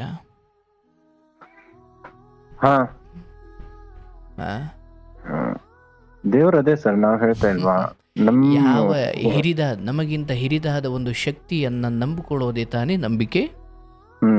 ಅದನ್ನೇ ಅವರು ಆ ರೀತಿ ಅಂತಿದ್ರು. ನಾವು ಸಂಕಟ ಬಂದಾಗ ನಮಗೆ ಇಲ್ಲ ಅಥವಾ ನಮ್ಮ ನಂಬಿಕೆಗಳನ್ನೆಲ್ಲ ನಾವು ಏಕಕಾಲದಲ್ಲಿ ನಮ್ಮೋಗಿ ನರಕೋಷಣೆ ಮಾಡ್ತೀವಿ. ನೀವು ಹೇಳಿದ್ರಲ್ಲಿ ತಪ್ಪಿಲ್ಲ, ಹೌದು. ಎಲ್ಲೋ ತಾಂಡೋಗಿ ಒಂದು ವ್ಯರ್ಥವಾಗಿ ಏನೇನೋ ನಂಬಿಕೆಗಳಲ್ಲಿ ವ್ಯರ್ಥ ಮಾಡೋದ್ರ ಬದಲು ಅದನ್ನ ಹಸಿದವರಿಗೆ ಕೊಡಿ ತಪ್ಪಲ್ಲ. ಬಟ್ ಮೂಲಭೂತ ಸಮಸ್ಯೆ ಇರೋದು ಆ ಹಿರಿದಾದ ಒಂದು ಶಕ್ತಿಯನ್ನು ನಂಬುವ ಆ ಜನಸಮೂಹದ ಮೇಲೆ ಒಂದು ತಪ್ಪಿನ ಆಪಾದನೆ ಮಾಡೋದಿದೆಯಲ್ಲ. ನೀವು ನಂಬುವ ದೇವರನ್ನ, ನಿಮ್ಮ ನಂಬಿಕೆಯು ನಮ್ಮ ನಂಬಿಕೆಯೂ ಒಂದೇ. ನೀವು ತುಂಬಾ ಅದ್ಭುತವಾಗಿ ಯೋಚಿಸಿದ್ರಿ, ಅದನ್ನ ಎಲ್ಲೋ ಹಾಲು ಇಯೋದ್ರ ಬದಲು ಅವ್ರಿಗೆ ಕೊಟ್ರಪ್ಪ, ತಪ್ಪಿಲ್ಲ. ಆದರೆ ನಿಮ್ಮ ಬಾಯಲ್ಲಿ ಬಂತು, ಅಪ್ಪ ದೇವರೇ ನನಗೆ ಜನ್ಮವೇ ಬೇಡವಪ್ಪ, ಹೆಣ್ಣಾಗೂ ಬೇಡ, ಮಣ್ಣಾಗೂ ಬೇಡ, ಯಾವುದಾಗಿಯೂ ಬೇಡ ಅಂದ್ರೆ ನನಗಿಂತ ಹಿರಿದಾದ ಒಂದು ಶಕ್ತಿಯನ್ನು ಸಂಕಟ ಬಂದಾಗಲೆಲ್ಲ ನಾನು ಆಶ್ರಯಿಸಬೇಕು. ಯಾಕಂದರೆ ಎಲ್ಲರೂ ನನ್ನ ಭಾರವನ್ನು ಹೊರೋಕೆ ತಯಾರಿಲ್ಲ ಅಂದರೆ ನನ್ನ ಭಾರ ಹೊರಲಿಕ್ಕೆ ನನಗಿಂತ ಶಕ್ತಿ ಇರೋರು ಬೇಕಲ್ಲ. ಮತ್ತೆ ಅವ್ರು ನರಮನುಷ್ಯರಿಗಿಂತ ಬೇರೆ ಏನೋ ಇರಬೇಕು ಅವರು. ಅದನ್ನೇ ನಾವು ದೈವ ಅಂತೀವಿ, ಅಥವಾ ಅದನ್ನೇ ದೇವರು ಅಂತೀವಿ, ಅಥವಾ ಅದನ್ನೇ ವಿಧಿ ಅಂತೀವಿ, ಅಥವಾ ಅದನ್ನೇ ಜಗದೊಡೆಯ ಅಂತೀವಿ, ಈಶ್ವರ ಅಂತೀವಿ, ವಿಷ್ಣು ಅಂತೀವಿ, ನಾನಾ ಅಂತೀವಿ. ನಿಮಗೂ ಯಾವುದೋ ಒಂದು ಗಳಿಕೆಯಲ್ಲಿ ಅಯ್ಯೋ ಏನಪ್ಪ ಇದು, ಈ ಸುಖ ಹೋಗ್ತಾನೆ ಇದ್ದೀನಿ, ಅದು ಸರಿ ಇದು ಸರಿ, ಅವಳೊಳ್ಳೆವಳು ಇವಳೊಳ್ಳೆವಳು, ಕಡೆಗೆ ಇದು ಇದರಲ್ಲಿ ಯಾವುದರಲ್ಲೂ ಸುಖ ಇಲ್ಲ, ಇದು ಯಾವುದೂ ರುಚಿ ಅಲ್ಲ, ನಿಜವಾದ ಸುಖ ಇದಲ್ಲ ಅಂತ ಅನ್ಸಿರ್ಬೇಕು ಯಾವತ್ತೋ ಒಂದಿನ. ಆಗ ನಿಮಗಲ್ಲೊಂದು ಪ್ರಶ್ನೆ, ಅಯ್ಯೋ ನನಗಿದು ಯಾವುದೂ ಬೇಡ. ಈಗ ನಾನು ಯಾರಿಗೋ ಹೊಡೆದಿದ್ದೆ, ತೋಳ್ಬಲ ಇದ್ದಾಗ, ಭುಜಬಲ ಇದ್ದಾಗ, ಅಧಿಕಾರ ಬಲ ಇದ್ದಾಗ, ನಾನು ಯಾರ್ಯಾರಿಗೂ ಹೊಡೆದಿದ್ನೋ ಅಲ್ಲಿ ಸರಿ ತಪ್ಪುಗಳ ಚರ್ಚೆ ಮಾಡೋಕೆ ನಾನು ಅವಕಾಶ ಕೊಟ್ಟಿರಲಿಲ್ಲ. ನಾನು ನಂಬಿದ್ದು ನನ್ನ ದೇಹ ಬಲವನ್ನೋ ಅಥವಾ ನನಗಿರೋ ಯೌವನದ ಶಕ್ತಿಯನ್ನೋ.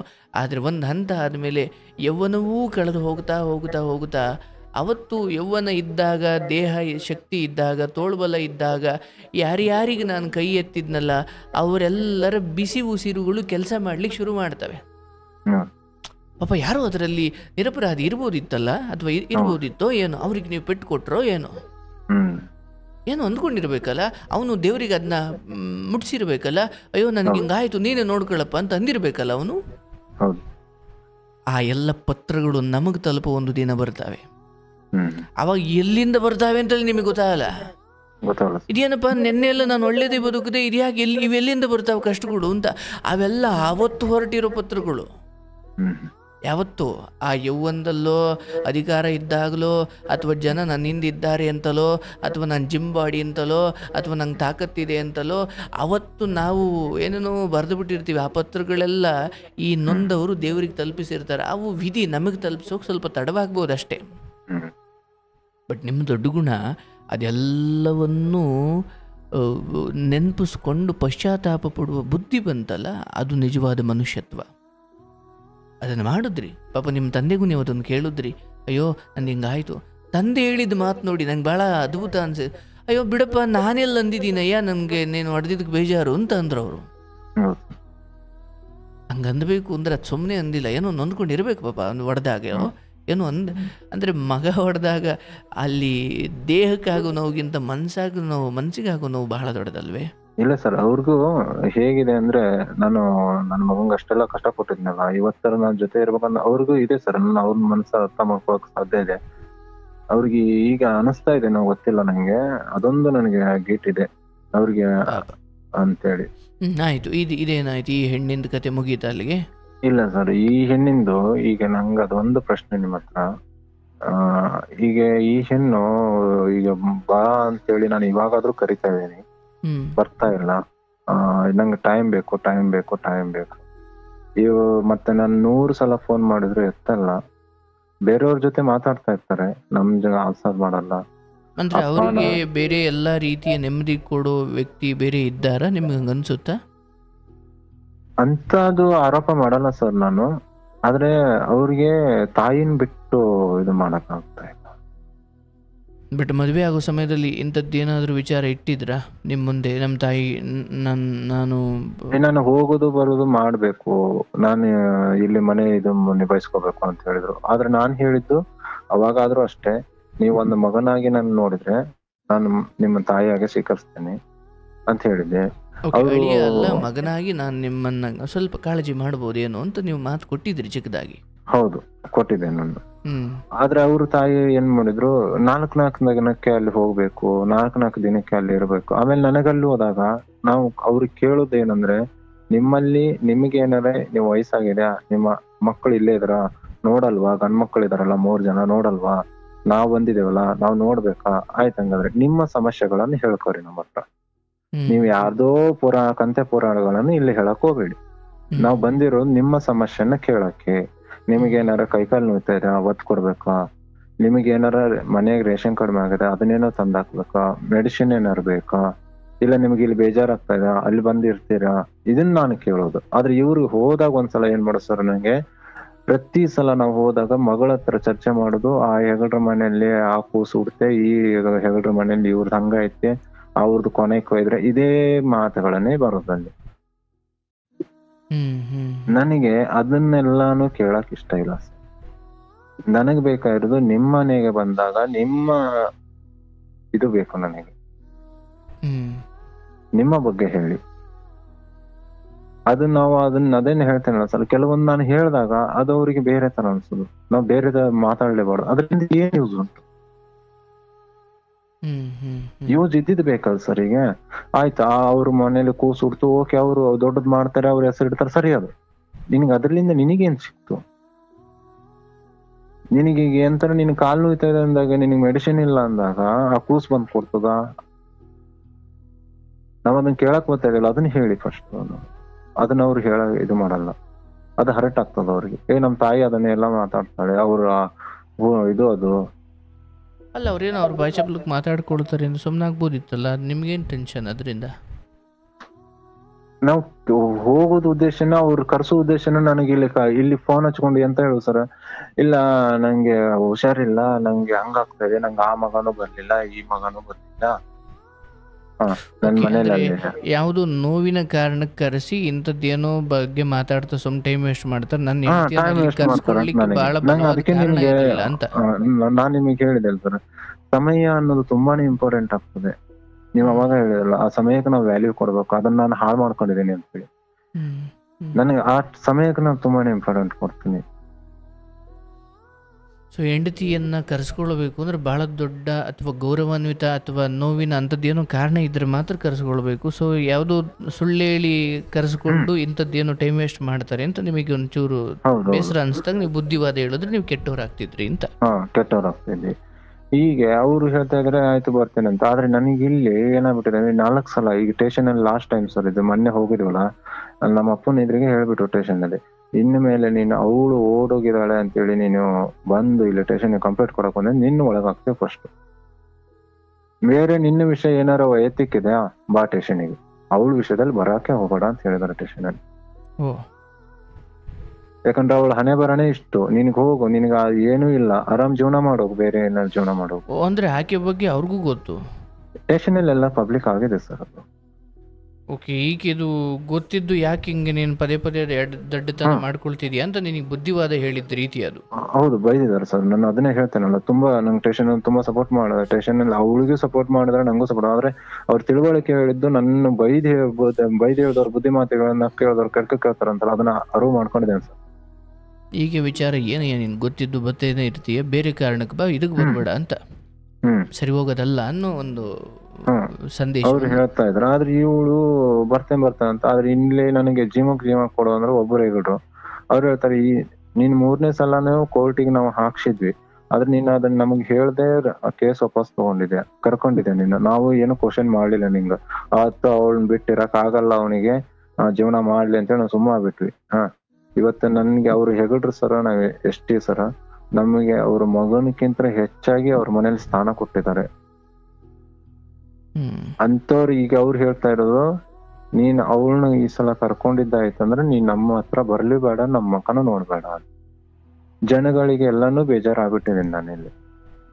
ಈಗ ನನಗೆ ಒಂದು ಮನ್ಸಿನ ಮಾತು ಕೇಳಿ ಅವಳು ಕರ್ಕೋಲು ಏನೋ ಬೇಡ, ರಿಸರ್ವ್ ಆಗ್ಬಿಡ್ಲಿ, ಸುಮ್ಮ ಆಗ್ಬಿಡ್ಲು, ಇರುವವರೆಗೆ ತಂದೆ ತಾಯಿ ನೋಡ್ಕೊಂಡು ಸುಮ್ಮನೆ ಆಗ್ಬಿಡ್ಲಿ. ಒಂದ್ ವೇಳೆ ಇದನ್ನು ಮುಕ್ತಾಯ ಮಾಡ್ಕೊಂಡ್ರೆ ಇನ್ನೊಂದಕ್ಕೆ ಹೋಗ್ತೀರಾ ನೀವು? ಇದನ್ನ ಮುಗಿಸ್ಕೊಂಡ್ರೆ ಅಥವಾ ಇದರಿಂದ ಬಿಡುಗಡೆ ಆದರೆ ನೆಕ್ಸ್ಟ್ ಏನು ಮಾಡ್ತೀರಿ ನೀವು? ಇಲ್ಲ ಸರ್, ತಂದೆ ತಾಯಿ ಜೊತೆ ನಾನು ಸುಮ್ಮನೆ ಇದ್ಬಿಡ್ಬೇಕು ಇರಷ್ಟು ದಿನ ಅಂತೇಳಿ. ಈ ಮೊದಲನೇ ಹೆಂಡತಿ ಅಂದ್ರೆ ನಿಮ್ಮ ಮಗು ಈಗಲೂ ಮಾತಾಡ್ತಾರ ಅಥವಾ? ಅದೇನಿಲ್ಲ, ಇನ್ನು ಆ ಮಗ ಏನಿದಾನಲ್ಲ ಮುಂಚೆ ಮಗ, ಅವನೇನಾರು ಅಕಸ್ಮಾತ್ ಆಗಿ ಬಂದು ನನ್ನ ಜೊತೆ ಸೇರಿದಂದ್ರೆ ಇರಷ್ಟು ದಿನ ನನ್ನ ಕೈಲಿ ಏನಾಗ್ತದೆ ಅದನ್ನ ಮಾಡ್ತೇನೆ. ಬಟ್ ನಿಮ್ಮ ಸ್ವಂತ ಹೃದಯದ ಮಾತು ಈ ಸಮಯದಲ್ಲಿ ಈಕೆಯನ್ನು ಉಳಿಸ್ಕೊಳ್ಳೋ ಕಡೆ ಗಮನ ಕೊಡ್ತೀರಾ ಅಥವಾ ಬೇಡ? ಅಲ್ಲ ಈಗ ನಾನೇನು ಹೇಳಬೇಕು ಹೇಳ್ತೀನಿ, ಬಟ್ ನಿಮ್ದು ಏನು ಬೇಡ ಅನ್ಲಿಕ್ಕೆ ನಿಮಗೆ ಕಾರಣ ಇದೆಯಾ ಅಥವಾ ಬೇಕು ಅನ್ಲಿಕ್ಕೆ ನಿಮಗೆ ಕಾರಣ ಇದೆಯಾ? ನನಗೆ ಭಯ ಇದೆ ಸರ್. 4 ಸಲ ಮಾಡಿದವಳು 5ನೇ ಸಲ ಮಾಡಿದಂದ್ರೆ ನಾನು ಅವತ್ತೇನೋ ಸುಸೈಡ್ ಮಾಡ್ಕೊಂಡು ಹೋಗ್ಬಿಟ್ಟಿದ್ನಲ್ಲ, ಆ ಮೂಮೆಂಟು ಇನ್ನು ನನಗೆ ನೆಕ್ಸ್ಟ್ ನಾನು ಇಲ್ಲಿ ಇದ್ದು ಬದುಕಿದ್ದು ಉಪಯೋಗ ಇಲ್ಲ. ನನ್ನ ಜೀವನ ಮತ್ತೆ ಅದಕ್ಕೂ ಬೇಡ ಆಗ್ತದೆ. ಯಾಕಂದ್ರೆ 5ನೇ ಸಲ ಏನಾರು ಆಗ್ಬಿಡ್ತಂದ್ರೆ, ರಿಪೀಟ್ ಆಗ್ಬಿಡ್ತಂದ್ರೆ ನಮ್ಗೇನೆ ಇಲ್ಲಂಗ ಆಗ್ಬಿಟ್ಟದೆ. ಭಯ ಇದೆ ನನಗೆ. ಬಟ್ HIV ಕುರಿತಾಗಿ ಅವ್ರು ಇನ್ನೂ ಟ್ರೀಟ್ಮೆಂಟ್ ತಗೊಳ್ತಾವ್ರ? ತಗೊಂತಾ ಇದ್ದಾರೆ ಸರ್. ಅದನ್ನ ಮೀರಿಯೂ ಕ್ಷಮಿಸಿಯೂ ಅಥವಾ ಅದನ್ನ ಒಪ್ಕೊಂಡು ನೀವು ಅವ್ರ ಜೊತೆ ಇದ್ದೀರಾ ಅನ್ನೋದ್ರ ಬಗ್ಗೆ ಅವ್ರಿಗೆ ಕೃತಜ್ಞತೆ ಇಲ್ವಾ? ಸರ್ ಅದಕ್ಕೊಂದು ಮಾತು ಹೇಳ್ತಾರೆ ಸರ್, ಅವತ್ತು ನಾನು ಮಾತಿ ಬಂದು ಹೇಳ್ತೇನೆ ಸಿಟ್ಟಲ್ಲಿ, ಇದು ಹಿಂಗೆ ಸಣ್ಣ ಕೊಟ್ಟ ಅಲ್ಲಿ ನೀನ್ ಇಷ್ಟೆಲ್ಲ ಮಾಡಿದ್ರು ಇದು ಆಗ್ತದ, ನಿನ್ಗೆ ಇಂತ ಕಾಯಿಲೆ ಇದ್ರು ನಾನು ಇದು ಯಾರು ಮಾಡ್ದೇನೆ ಏನ್ ದೊಡ್ಡ ಮಾಡಿಲ್ಲ ಹೋಗು ಅಂತ ಸರ್. ಇವತ್ತಿಗೂ ನನ್ಗೆ ಅವ್ರು ಕೇಳ್ತಾ ಇರೋದು, ನನ್ ಜೀವನಕ್ಕೆ ಏನಾರು ಕೊಟ್ಬಿಡು, ನಾ ಬಿಟ್ಬಿಡ್ತೀನಿ. ನಂಗಿದು ಫಸ್ಟ್ಗೆ ಅಲ್ಲಿ ಬಂದಿತ್ತು ಸರ್ ಸುದ್ದಿ, ಅವಾಗ ಗಂಡನ್ ಬಿಟ್ಟಿದ್ರಲ್ಲ ಮುಂಚೆ ಗಂಡನ್ನ, 9 ವರ್ಷ ಕೋರ್ಟ್ ನಡೆದಿತ್ತಲ್ಲ, ನನಗೆ ಅವಾಗ ಅಂದಿತ್ತು ಅವ್ರು ದುಡ್ಡಿಗಾಗಿ ಹೆಂಗ್ ಮಾಡ್ತಾರೆ ಅಂತ ಹೇಳಿ. ನಾನು ಅವಾಗ ಜನರ ಬಗ್ಗೆ ನಾನು ಇದೇ ಮದ್ವೆ ಆಗ್ಬೇಕಾದ್ರೆ ನನಗೆ ಒಬ್ಬ ನನ್ನ ಹತ್ರ ಕೆಲ್ಸಕ್ಕೆ ಬರ್ತಿದ್ದ, ಅವನ್ಗೆ ತುಂಬಾನೇ ನಾನು ಎಲ್ಲಾ ಕೆಲಸ ನನ್ಗೆ ಹೆಂಗೆ ನನ್ನ ಮೇಸ್ತ್ರಿಗಳು ನೋಡ್ಕೊಂಡಿದ್ರೆ ಹಂಗೆ ನಾನು ಎಲ್ಲಾರನ್ನೂ ನೋಡ್ಕೊಂಡೆ. ನನ್ನ ತಮ್ಮರ್ಕಿಂತ ಹೆಚ್ಚಾಗಿ ನನ್ನ ಮನೆಯಲ್ಲೇ ಇಟ್ಕೊಂಡು ಊಟ ಗೀಟ ಎಲ್ಲ ಪ್ರತಿಯೊಂದು ಕೊಟ್ಟಿದ್ದ ಅನಗಿಸ್ಬಾರ್ದು ಸರ್. ಅದು ಮಾತಿಗೆ ಬಂದು ಹೇಳ್ತೇನೆ, ನಾನು ತುಂಬಾನೇ ಮಾಡಿದ್ದೀನಿ, ತುಂಬಾ ಹೆಲ್ಪ್ ಮಾಡಿದ್ದೀನಿ ಆ ಹುಡುಗರಿಗೆಲ್ಲ. ಅವ್ರು ಹೇಳಿದ್ರು ನಂಗೆ ಬೇಡ ಅಣ್ಣ ಅದು ಸರಿ ಇಲ್ಲ ಅಂತ ಹೇಳಿ. ಆದ್ರೂ ನಾನು ಅವ್ರ ಮಾತ ಇವತ್ತಿಗೂ ಅಂತೇನೆ. ನಾನು ಅವತ್ತು ಅವ್ರು ಹೇಳಿದ್ರು, ಕೈಯಲ್ಲಿ ಕಡ್ಡಿ ಕೊಟ್ಟು ಹೇಳಿದ್ರು, ನಾನೇ ಬೆಂಕಿ ಹಚ್ಕೊಂಡ್ಬಿಟ್ಟಿದ್ದೇನೆ. ನನಗೆ ನನ್ನ ಜೀವನಕ್ಕೆ ನಾನೇ ಮುಳ್ಳಾಗಿದ್ದೀನಿ, ಇಲ್ಲಿ ಯಾರನ್ನೂ ದೂರಲ್ಲ ನಾನು. ಆಯ್ತಪ್ಪ, ತಂದೆ ತಾಯಿಗೆ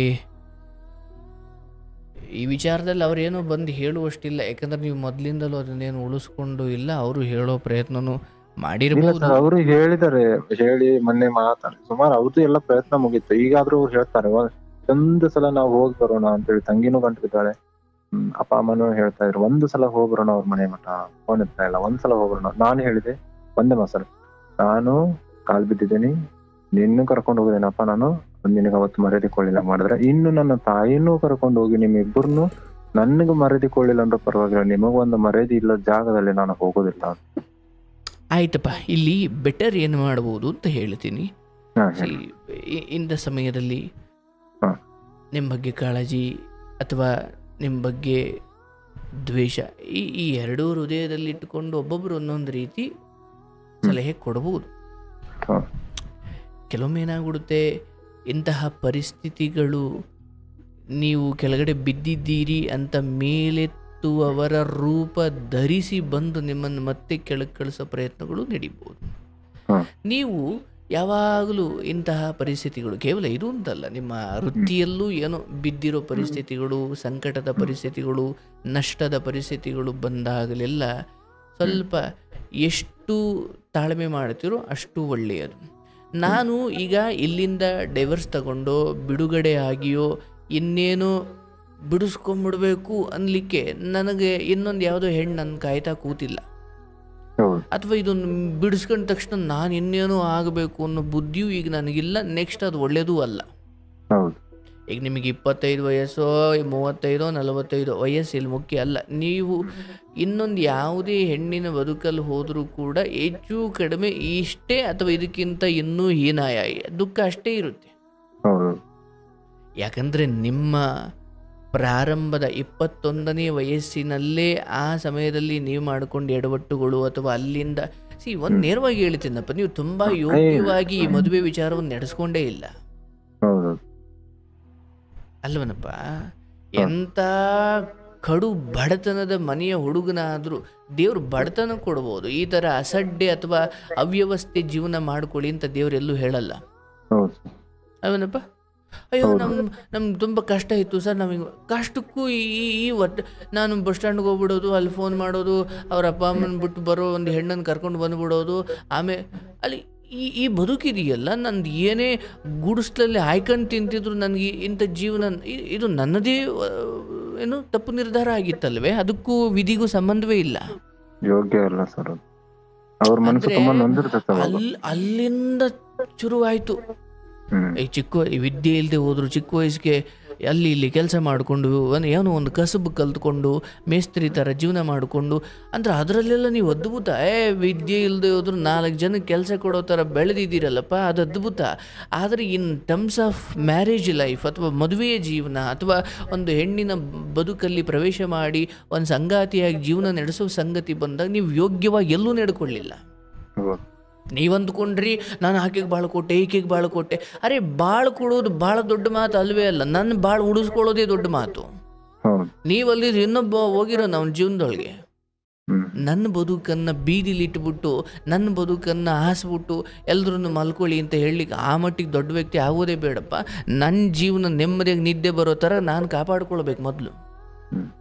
ಒಂದು ಆ ಹೆಣ್ಣು ಯಾರು, ಆ ಹೆಣ್ಣು ನನ್ನದೇ ಸ್ನೇಹಿತನ ಜೊತೆ ಇದ್ದವಳು ಅಥವಾ ಅದೇನೋ ಒದ್ದಾಟಗಳು, ಅಲ್ಲೇನೋ ಗೊಂದಲಗಳು, ಅವನು ಲವ್ ಮಾಡ್ತಿದ್ದ, ಅವ್ನು ಟ್ರೈ ಮಾಡ್ತಿದ್ದ, ಆಮೇಲೆ ನಾನೇ ಫೋನ್ ಮಾಡಿ ಯಾರಿಗೂ ಹೆದರಿಸಿ ಬೇರೆ ಸುಮ್ಮನೆ ಮಾಡಿಸಿ, ಅಂದರೆ ಇಷ್ಟೊಂದು ಹಿನ್ನೆಲೆ ಇರೋ ಒಂದು ಹೆಣ್ಣು ಮಗಳು, ಅವಳ ಹಿನ್ನೆಲೆ ತುಂಬ ಗೌರವಾನ್ವಿತವಾಗಿರ್ಲಿಕ್ಕೆ ಸಾಧ್ಯನೇ ಇಲ್ಲ. ಅಲ್ಲಿ ಏನೋ ಇರುತ್ತೆ ಅಂತ ಒಂದು ಅಂದಾಜು ಮಾಡ್ಲಿಕ್ಕೆ ತುಂಬ ವಿದ್ಯೆ ಬೇಕಿಲ್ಲ. ಅಲ್ಲೇನೋ ಚಿಕ್ಕಪ್ಪ ಅದು ಇದು ಅದೆಲ್ಲ ನಿಮಗೆ ಆಮೇಲೆ ಗೊತ್ತಾಯಿತು. ಅಂದರೆ ಯಾವ ಹೆಣ್ಣು ಕೂಡ ಮದುವೆ ಅಥವಾ ಪರಿಚಯ ಅಥವಾ ಒಂದು 15 ದಿವಸ 20 ದಿವಸಕ್ಕೆ ಅಲ್ಲಿಗೆ ಬಂದ್ಬಿಟ್ಟು ನಾನು ಇಲ್ಲಿಗೆ ಬರ್ತೀನಿ ಅನ್ನುವ ಯಾವ ಹೆಣ್ಣು ನಿನ್ನ ಬದುಕಿಗೆ ಬಂಗಾರವಾಗ್ಲಿಕ್ಕೆ ಸಾಧ್ಯವೇ ಇಲ್ಲಪ್ಪ.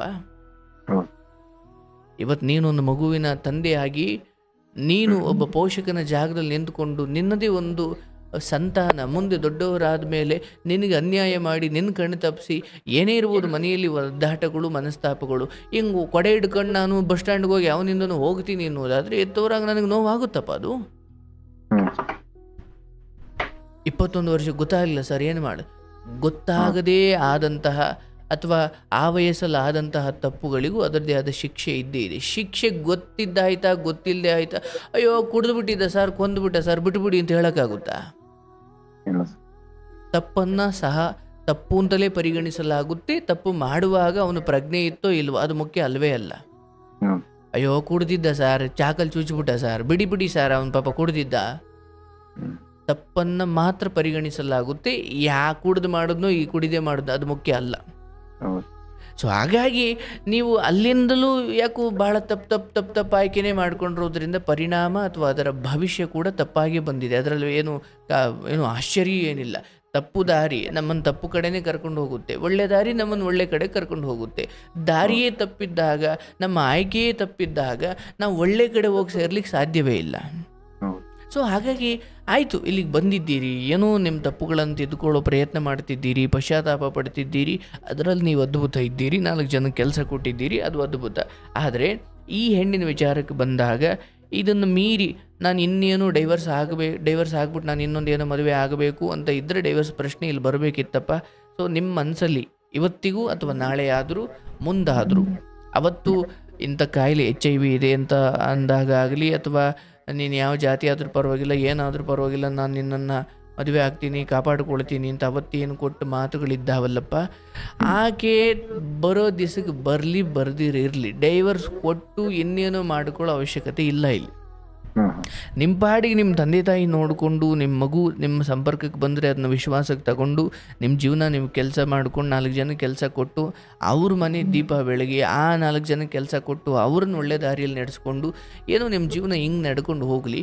ಡೈವರ್ಸ್ ಕೊಟ್ಬಿಟ್ಟು ಮಾಡೋದೇನೂ ಇಲ್ಲ. ಅಲ್ಲಿ ಕೊಟ್ಟರು ಈಗ ನೀವೇನೋ ಅವ್ರು ಕೇಳಿದಷ್ಟು ಆಸ್ತಿ ಕೊಡಲ್ಲ, ಹಣ ಕೊಡಲ್ಲ, ಹಣದಕ್ಕೋಸ್ಕರನೇ ಬಂದಿರೋದಾದರೆ ಅವ್ರ ಆಸೆ ಈಡೇರ್ದಂಗೆ ನೋಡ್ಕೊಳ್ಬೇಕಷ್ಟೇ. ನಾನು ಅವ್ರಿಗೆ ಹೇಳಿದಾಗ ಏನೋ ಕೊಡೋದು, ದುಡ್ಡು ಕೊಡೋದು, ಆಸ್ತಿ ಕೊಡೋದು ಅಥವಾ ಇನ್ನೇನೋ ಕೊಡೋದು ಬೇಡ. ನೋಡವ್ವ ಡೈವರ್ಸ್ ಕೊಟ್ಟಿಲ್ಲ, ನೀನು ಇನ್ನೂ 10 ವರ್ಷ ಬಿಡ್ಕೊಂಡು ಬರ್ತೀವಿ ಬಾ. ಈಗ ಡೈವರ್ಸ್ ಕೊಟ್ಟು ನಾನು 2 ಡೈವರ್ಸ್ ಆದವನು ಅನ್ನೋ ಹೆಗ್ಗಳಿಕೆಗೆ ಪಾತ್ರನಾಗೋ ಅವಶ್ಯಕತೆ ಇಲ್ಲ. ಒಂದಾಗಿದೆ ಅದ್ರ ಪಾಡಿಗೆ, ಅದು ಎಲ್ಲರಿಗೂ 2 ಆದರೆ ನನಗೆ ಜಿಗುಪ್ಸೆ ಬಂದ್ಬಿಡುತ್ತದು. ಬೇಡ, ಆಕೆ ಅಲ್ಲೇ ಇರಲಿ, ನಾನು ಇಲ್ಲೇ ಇರೋಣ. ತಗೊಂಡ್ರು ನಾನು ಇಲ್ಲೇ ಇರಬೇಕಲ್ವೇ? ಬೇಡ, ತಗೊಳ್ಳದೆ ಇರೋಣ, ಏನು ತೊಂದರೆ ಇಲ್ಲ. ಹಂಗೂ ಅವಳಿಗೆ ಬೇಕು ಅಂದ್ರೆ ಹಾಕಿ ಬರಲಿ, ನೀವು ಹೋಗೋದು ಬೇಡ. ನೀವು ಹೋದ್ರೆ ಜುಟ್ಟು ಹಿಡ್ಕೋತಾರೆ. ಇಷ್ಟ ದಿನ ಅದನ್ನೇ ಮಾಡಿದ್ದೇನೆ ಸರ್. ನಾನು ರಾತ್ರಿ ಎಷ್ಟೋ ರಾತ್ರಿ ಹೋಗ್ಬಿಟ್ಟು ಕಾಲ್ ಬಿದ್ದು ಎಲ್ಲಾನು ಮಾಡಾಯ್ತು ಪ್ರಯತ್ನ. ನನಗೆ ಹೋಸಲನು ತುಂಬಾ ಡಿಪ್ರೆಷನ್ಗೆ ಹೋಗಿ ಅದು ಹೇಳ್ಬಾರ್ದು ಸರ್, ಅಷ್ಟು ನೊಂದ್ಬಿಟ್ಟಿದೆ. ಈಗ ಮೊನ್ನೆ ತುಂಬಾ 2-3 ಸಲ ಹತ್ಬಿಟ್ಟೆ ನಾನು.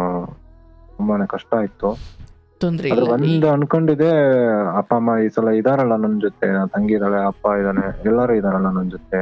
ಇಷ್ಟು ದಿನ ಯಾರು ಇರ್ಲಿಲ್ಲ, ಇಷ್ಟು ದಿನ ಈಗ ಇವ್ರು ಇದಾರಲ್ಲ, ಇವ್ರಿಗೋಸ್ಕರ ಜೀವನ ಮಾಡುವ ಅಂತ. ದಯವಿಟ್ಟು ನಾನು ಹೇಳ್ತೀನಲ್ಲ, ನೀವು ನೋಡಿ, ನನ್ನ ಪ್ರಕಾರ ನಿಮಗೆ ತುಂಬ ತಿಳುವಳಿಕೆ ಇದೆ, ಜೀವನ ಅಷ್ಟು ನಿಮಗೆ ಕಲಿಸಿದೆ. ಸ್ಪಿರಿಚುವಲಿ ಅಧ್ಯಾತ್ಮ ಅಂತ ನಾನು ನೇರವಾಗಿ ಹೇಳದೆ ಹೋದರೂ ನೀವು ಬದುಕನ್ನು ಅರ್ಥ ಮಾಡ್ಕೊಂಡಿದ್ದೀರಿ.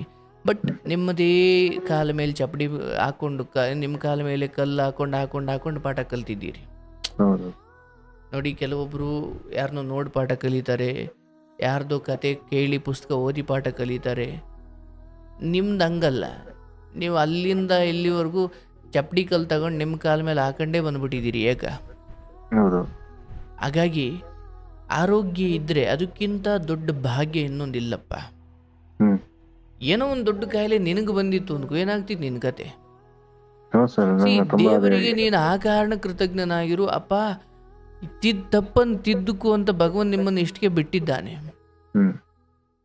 ಇಲ್ಲಿಂದ ಈಚೆಗೆ ಡೈವರ್ಸ್ ಕೊಡೋದು, ಕೊಡದೇ ಇರೋದು, ಇನ್ನೊಂದು ಹೆಣ್ಣಿನ ಸವಾಸ, ನೋಡಪ್ಪ, ಹೆಂಗ್ ಹೋದರೂ ಕೂಡ ತಪ್ಪು ದಾರಿಯಲ್ಲಿ ಹೋಗಿ ಯಾವ ಸುಖವನ್ನು ಪಡಿತೀನಿ ಅಂದರೂ ಅದರ ಪರಿಣಾಮ ಸುಖ 5 ನಿಮಿಷದ್ದಾದರೆ ದುಃಖ ಜೀವನ ಪೂರ್ತಿಯದ್ದು. ಹೌದಲ್ಲಪ್ಪ? ಬೇಡ. ನಿನ್ನದೇ ಕಾರಣಕ್ಕಾಗಿ ಹುಟ್ಟಿರುವ ಒಂದು ಸಂತಾನ ಅಲ್ಲಿ ಅನಾಥರಂತೆ ಬದುಕ್ತಿರ್ಬೇಕಾದ್ರೆ ಹೇಗಾದರೂ ಮಾಡಿ ಆ ಮಗುವಿಗೆ ಒಂದು ಭವಿಷ್ಯ ಕಟ್ಟಿಕೊಟ್ಟು ಹೋಗೋದೇ ಜೀವನದ ಕೊನೆಯವರೆಗೂ ನಾನು ಮಾಡೋ ದೊಡ್ಡ ಸಾಧನೆ. ಅದನ್ನು ಹಂಗೆ ಅನಾಥ ಬಿಟ್ಟು ಹೋದೆ ಅಂದ್ರೆ ನಿನ್ನ ಜನ್ಮ ಜನ್ಮಕ್ಕೂ ಕೊರಗುತ್ತೀಯ. ಯಾಕಂದ್ರೆ ಯಾರಿಗೆ ನೀನು ಬೇಡವೋ ಅವ್ರು ಕಾಲಿಡೋದು ಬಾ ಅಂತ ಕರೆಯೋದಕ್ಕಿಂತ ಯಾರಿಗೆ ನೀನು ಬೇಕು ಅವ್ರಿಗೆ ಬದುಕಬೇಕು ನಾವು. ಆ ಬದುಕು ಚಂದ ಅನಿಸುತ್ತೆ. ಬದುಕು ಯಾವಾಗ ಬೇಸರ ಅನಿಸುತ್ತೆ ಅಂದರೆ, ನಾವು ಅವ್ರಿಗೆ ಬೇಡ, ಅವ್ರು ನಮ್ಮನ್ನು ಅಪ್ಕೊಳ್ಳಲ್ಲ, ನಾವು ಅದನ್ನು ಬಿಡಲ್ಲ. ನೀನು ಬೇಕು ಅಂತ ನಾವು, ನೀನು ಬೇಡ ಅಂತ ಅವರು. ಇಂಥವ್ರ ವಿಚಾರವಾಗಿ ನೀವು ಕೊರಗುತ್ತಾ ಕೂತ್ಕೊಳ್ಳೋದು ಒಳ್ಳೆಯದಲ್ಲ. ನಿಮ್ಮ ತಂದೆ ತಾಯಿ, ತಂಗಿ ಅಥವಾ ನಿಮ್ಮ ಮಗ ಅಥವಾ ಮಗು, ಏನು ಈ ಜೀವನ ಇದೆಯಲ್ಲ ಹಿಂಗೆ ಮುಂದುವರಿಸಿ. ಈ ಹೆಣ್ಣು ಇಲ್ಲಿಗೆ ಮುಗಿಲಿ, ಇನ್ನೊಂದು ಹೆಣ್ಣು ದಯವಿಟ್ಟು ಬೇಡ. ಜೀವನ ರೋಗಗ್ರಸ್ತ ಮಾಡಿಬಿಡುತ್ತೆ. HIVನೇ ಬರಬೇಕು ಅಂತ ಇಲ್ಲ, ಕೊರಗಿ ಅವ್ರಿಗಿಂತ ಮುಂಚೆ ಸತ್ತೋಗ್ಬಿಡ್ತೀರಾ ಅಲ್ವನಪ್ಪ? ಮನೋರೋಗಕ್ಕಿಂತ ದೊಡ್ಡ ರೋಗ ಇಲ್ಲ. ಹಾಗಾಗಿ ತಂದೆ ತಾಯಿ ಸೇವೆ ಮಾಡ್ತಾ ಅವರಿಗೆ ನೀವು ಕೊಟ್ಟಿರೋ ನೋವುಗಳನ್ನು ಅಥವಾ ಆ ಋಣವನ್ನು ನೀವು ಕಳ್ಕೊಳ್ಬೇಕು. ಮತ್ತೆ ಒಳ್ಳೆ ಅದ್ಭುತ ಕೆಲಸ ಕೊಟ್ಟಿದ್ದಾನೆ ಭಗವಂತ. 4 ಜನಕ್ಕೆ ಕೆಲಸ, ಇನ್ನೂ ಜಾಸ್ತಿ ಕೆಲಸ ಕೊಡೋ ಮೂಲಕ, ಅವ್ರಿಗೂ 4 ಜನಕ್ಕೆ ಸಂಬಳ ಕೊಡೋ ಮೂಲಕ ನೀವು ದಣಿ ಅಂತ ಅಥವಾ ಮೇಸ್ತ್ರಿ ಅಥವಾ ಓನರ್ ಅಂತ ಅಥವಾ ಏನೋ ಅವ್ರು ಲೀಡ್ ಮಾಡೋ ಜಾಗ ಕೊಟ್ಟಿದ್ದಾನೆ. ಅದು ಮುಂದುವರಿಸ್ಕೊಂಡು ಹೋಗಿ.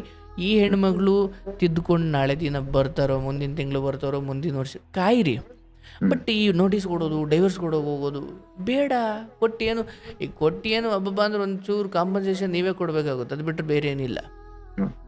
ಅಲ್ಲ ಗುರುಗಳೇ, ಹೀಗೆ ಅಂದ್ರೆ ಅಕಸ್ಮಾತ್ ಆಗಿ ಬಂದ್ರೆ ಅವ್ರ ತಪ್ಪನ್ನ ತಿಳ್ಕೊಂಡ್ ಬಂದ್ರೆ ದಯವಿಟ್ಟು ಸೇರ್ಸಪ್ಪ. ನೀವು ಅವತ್ತು ಮಾತು ಕೊಟ್ಟಿದ್ದೀರಲ್ಲ, ಅಂತ ರೋಗವನ್ನೇ ಸಹನೆ ಮಾಡಿರೋ ನೀವು ಇವ್ರನ್ನ ಸಹನೆ ಮಾಡಲ್ವಾ? ಆಯ್ತಲ್ಲಪ್ಪ. ಆದ್ರೆ ನಿಧಾನವ ಕಾಮ ಬುದ್ಧಿಯನ್ನು ಕಡಿಮೆ ಮಾಡ್ಕೋಬೇಕು. ಯಾಕಂದ್ರೆ ಯಾವುದು ಮಿತಿ ಮೀರಿದ್ರೆ ಅದು ವಿಷ. ನಾನು ಇಂಥವನು ಕೂಡ ನಾನು ತುಂಬ ತಾಳ್ಮೆಯಿಂದ ಯಾಕೆ ಕೇಳಿದ್ನಿ, ನನ್ನ ದೃಷ್ಟಿಯಲ್ಲಿ ಅಶ್ಲೀಲ ಅಲ್ಲ.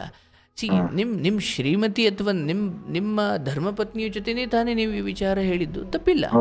ಲೋಕಕ್ಕೆ ಅದೇನು ಕೇಳುತ್ತೋ ನನಗದು ಬೇಡ. ಯಾಕಂದ್ರೆ ಇವನ್ನೆಲ್ಲ ನಾನು ಮೂಗು ಮುರಿಯೋದಾದ್ರೆ ನಾನು ಇಲ್ಲಿ ಗುರುವಾಗಿ ಕೂತ್ಕೊಳ್ಳಿಕ್ಕೆ ಸಾಧ್ಯನೇ ಇಲ್ಲ. ಹೌದೌದು ತುಂಬ ಪ್ರಬುದ್ಧವಾಗಿ ಕೇಳಬೇಕು ಅವನ್ನೆಲ್ಲ. ಹೌದೌದು. ಹಾಗಾಗಿ ನಾನು ಹೇಳ್ತೀನಿ, ಅದು ಏನೇ ಇರಲಿ, ಯಾಕಂದರೆ ಹ್ಮ್. ಕೊಂಚ ವೀರ್ಯ ನಮ್ಮಿಂದ ಆಚೆ ಹೋಗುವುದಿದೆಯಲ್ಲ, ಅದು ನಿಮ್ಮ ಎಷ್ಟೋ ವರ್ಷದ ಶಕ್ತಿ ಆಚೆ ಹೋದಂಗೆ ಅದು. ಈ ಕಾಲಕ್ರಮೇಣ ಮನುಷ್ಯ ತನ್ನ ದೇಹ ಅಂದರೆ ತೀರಾ ಆಳವಾಗಿ ಹೇಳಬೇಕಂದ್ರೆ ನಮ್ಮ ಪ್ರಾಚೀನರೆಲ್ಲ ಹೇಗೆ ಹೇಳೋದ್ರು, ಈ ಕಾಮ ಲೈಂಗಿಕತೆ ವಿಚಾರ ಸಂತಾನೋತ್ಪತ್ತಿಯ ಕಾರಣಕ್ಕಾಗಿ ಮಾತ್ರವಲ್ಲದೆ ಬೇರೆ ಯಾವುದೇ ಕಾರಣಕ್ಕಾಗಿ ಮನುಷ್ಯ ಲೈಂಗಿಕತೆಯನ್ನು ಹೆಚ್ಚು ಮಾಡ್ತಾ ಹೋದರೆ ಅದು ಕಾಲಕ್ರಮೇಣ ಚಪಲವಾಗುತ್ತೆ, ವ್ಯಸನವಾಗುತ್ತೆ, ಮತ್ತು ಅವನು ರೋಗಿ ಆಗ್ಬಿಡ್ತಾನೆ ಅಂತ. ಅಂದರೆ ಊಟ ಯಾಕೆ ಮಾಡ್ತಿದ್ದೀಯಪ್ಪ ಅಂದರೆ ನಿಜವಾದ ಜ್ಞಾನಿ ಏನಂತಾನೆ ಅಂದರೆ, ಅಪ್ಪ ಹಸಿವಿದೆ ಕಣಪ್ಪ ಅದಕ್ಕೆ ಮಾಡ್ತಿದ್ದೀನಿ ಅಂತನಂತೆ. ಆದರೆ ಅಜ್ಞಾನಿಗಳು ಏನಂತಾರೆ ಅಂದರೆ, ಊಟ ಯಾಕೆ ಮಾಡ್ತೀವಿ, ಅಯ್ಯೋ ನಂಗೆ ಚಿತ್ರಾನ್ನ ಇಷ್ಟ ಅದಕ್ಕೆ ಮಾಡ್ತಿದ್ದೀನಿ ಅಂತಾರೆ ಅಜ್ಞ.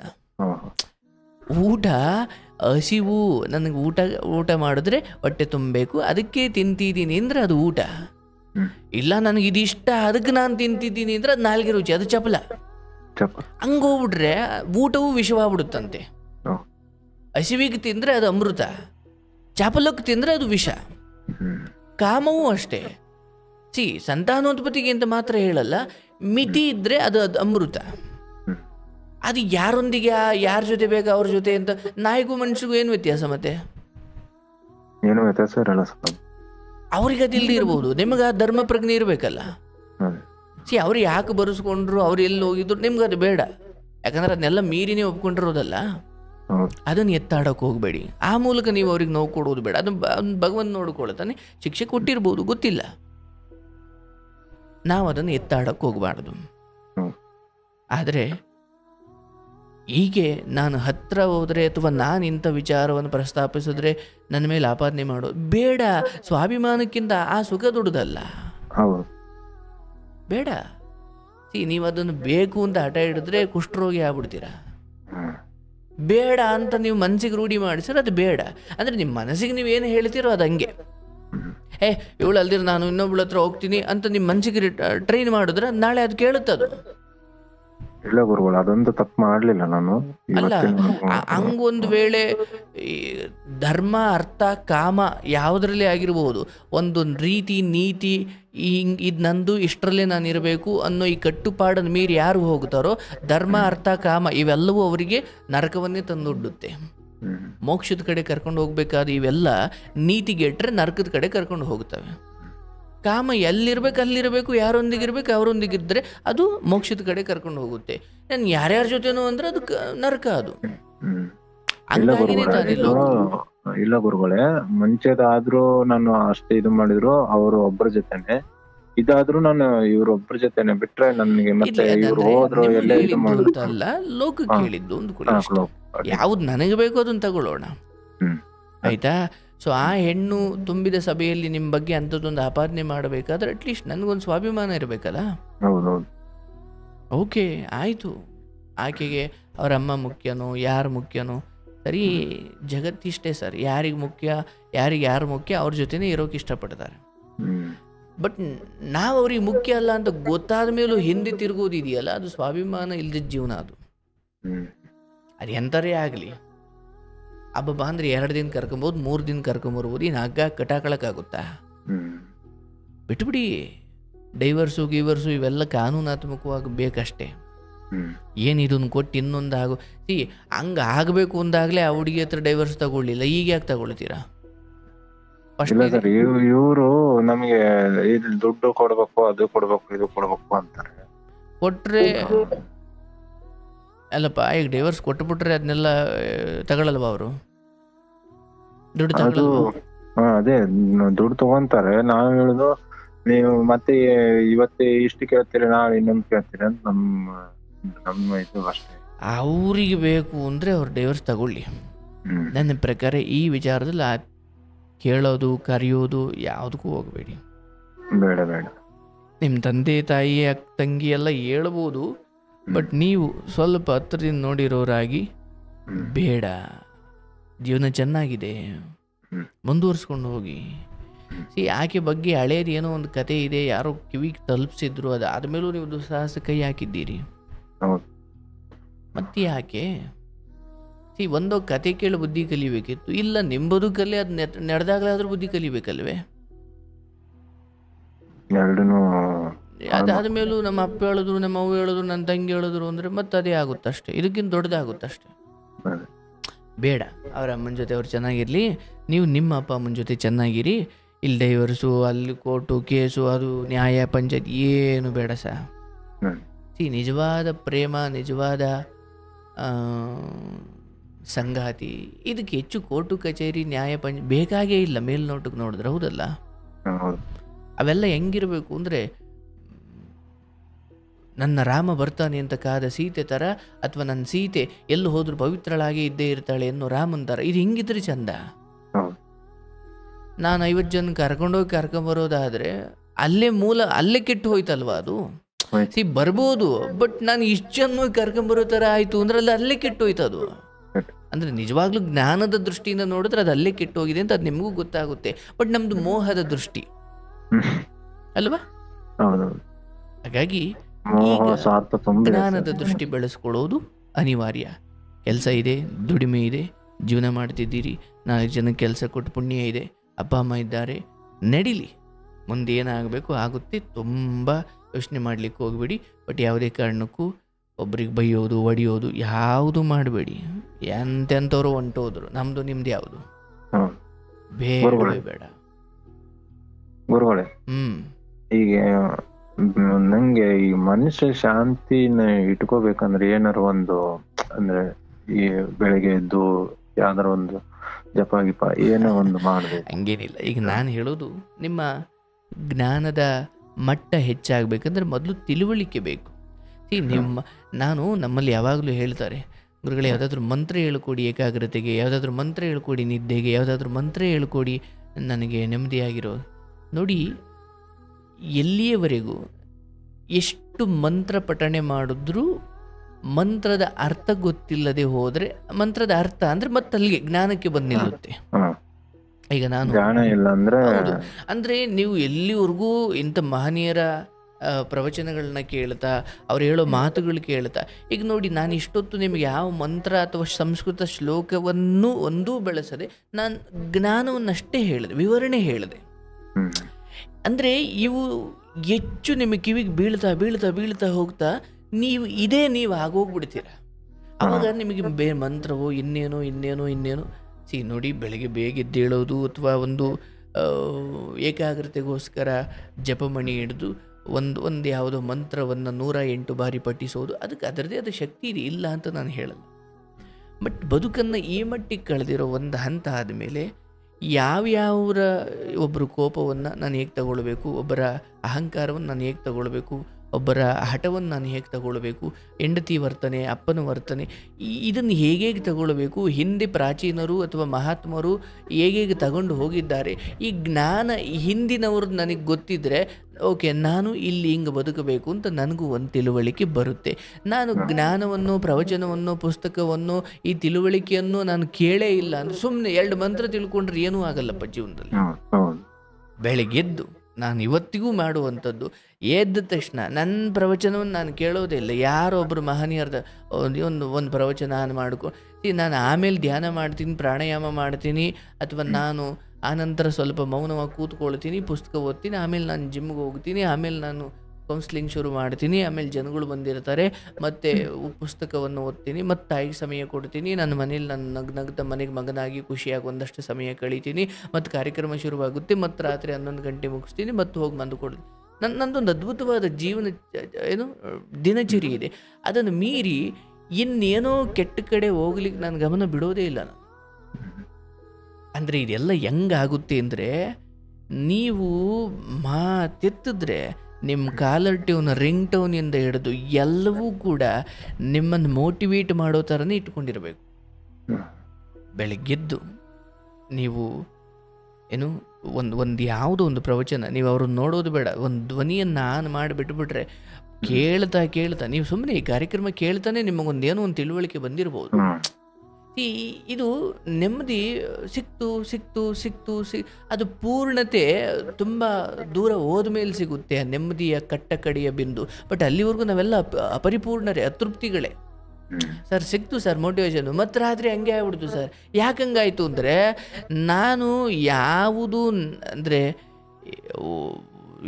ಯಾವ ವಿಚಾರವನ್ನು ಯೋಚನೆ ಮಾಡೋದರಿಂದ, ಯಾವ ವಿಚಾರಕ್ಕೆ ಹೆಚ್ಚು ಸಮಯ ಕೊಡೋದರಿಂದ ನನ್ನ ನೆಮ್ಮದಿ ಹಾಳಾಗುತ್ತೋ ಅದಕ್ಕೆ ನಾನು ಹೆಚ್ಚು ಸಮಯ ಕೊಡ್ತಾ ಕೂತ್ರೆ ಸಹಜವಾಗಿ ನೀವು ದಿನಪೂರ್ತಿ ಪ್ರವಚನ ಕೇಳಿದ್ರೂ ಈ ಒಂದು ಕೆಟ್ಟ ವಿಚಾರ ಅಥವಾ ಯಾವುದ್ರ ಬಗ್ಗೆ ಯೋಚನೆ ಮಾಡಿದ್ರೆ ನಿಮ್ಮ ನೆಮ್ಮದಿ ಹಾಳಾಗ್ತಿತ್ತು ಅಂಥ ವ್ಯಕ್ತಿಗಳ ಬಗ್ಗೆ ನೀವು ಯೋಚನೆ ಮಾಡ್ತಾ ಕೂರುವುದರಿಂದ ಬೆಳಗ್ಗಿಂದ ಪ್ರವಚನ ಕೇಳಿದ್ದು ಪ್ರಯೋಜನಕ್ಕೆ ಬರ್ದಂಗೆ ಆಗ್ಬಿಡುತ್ತೆ.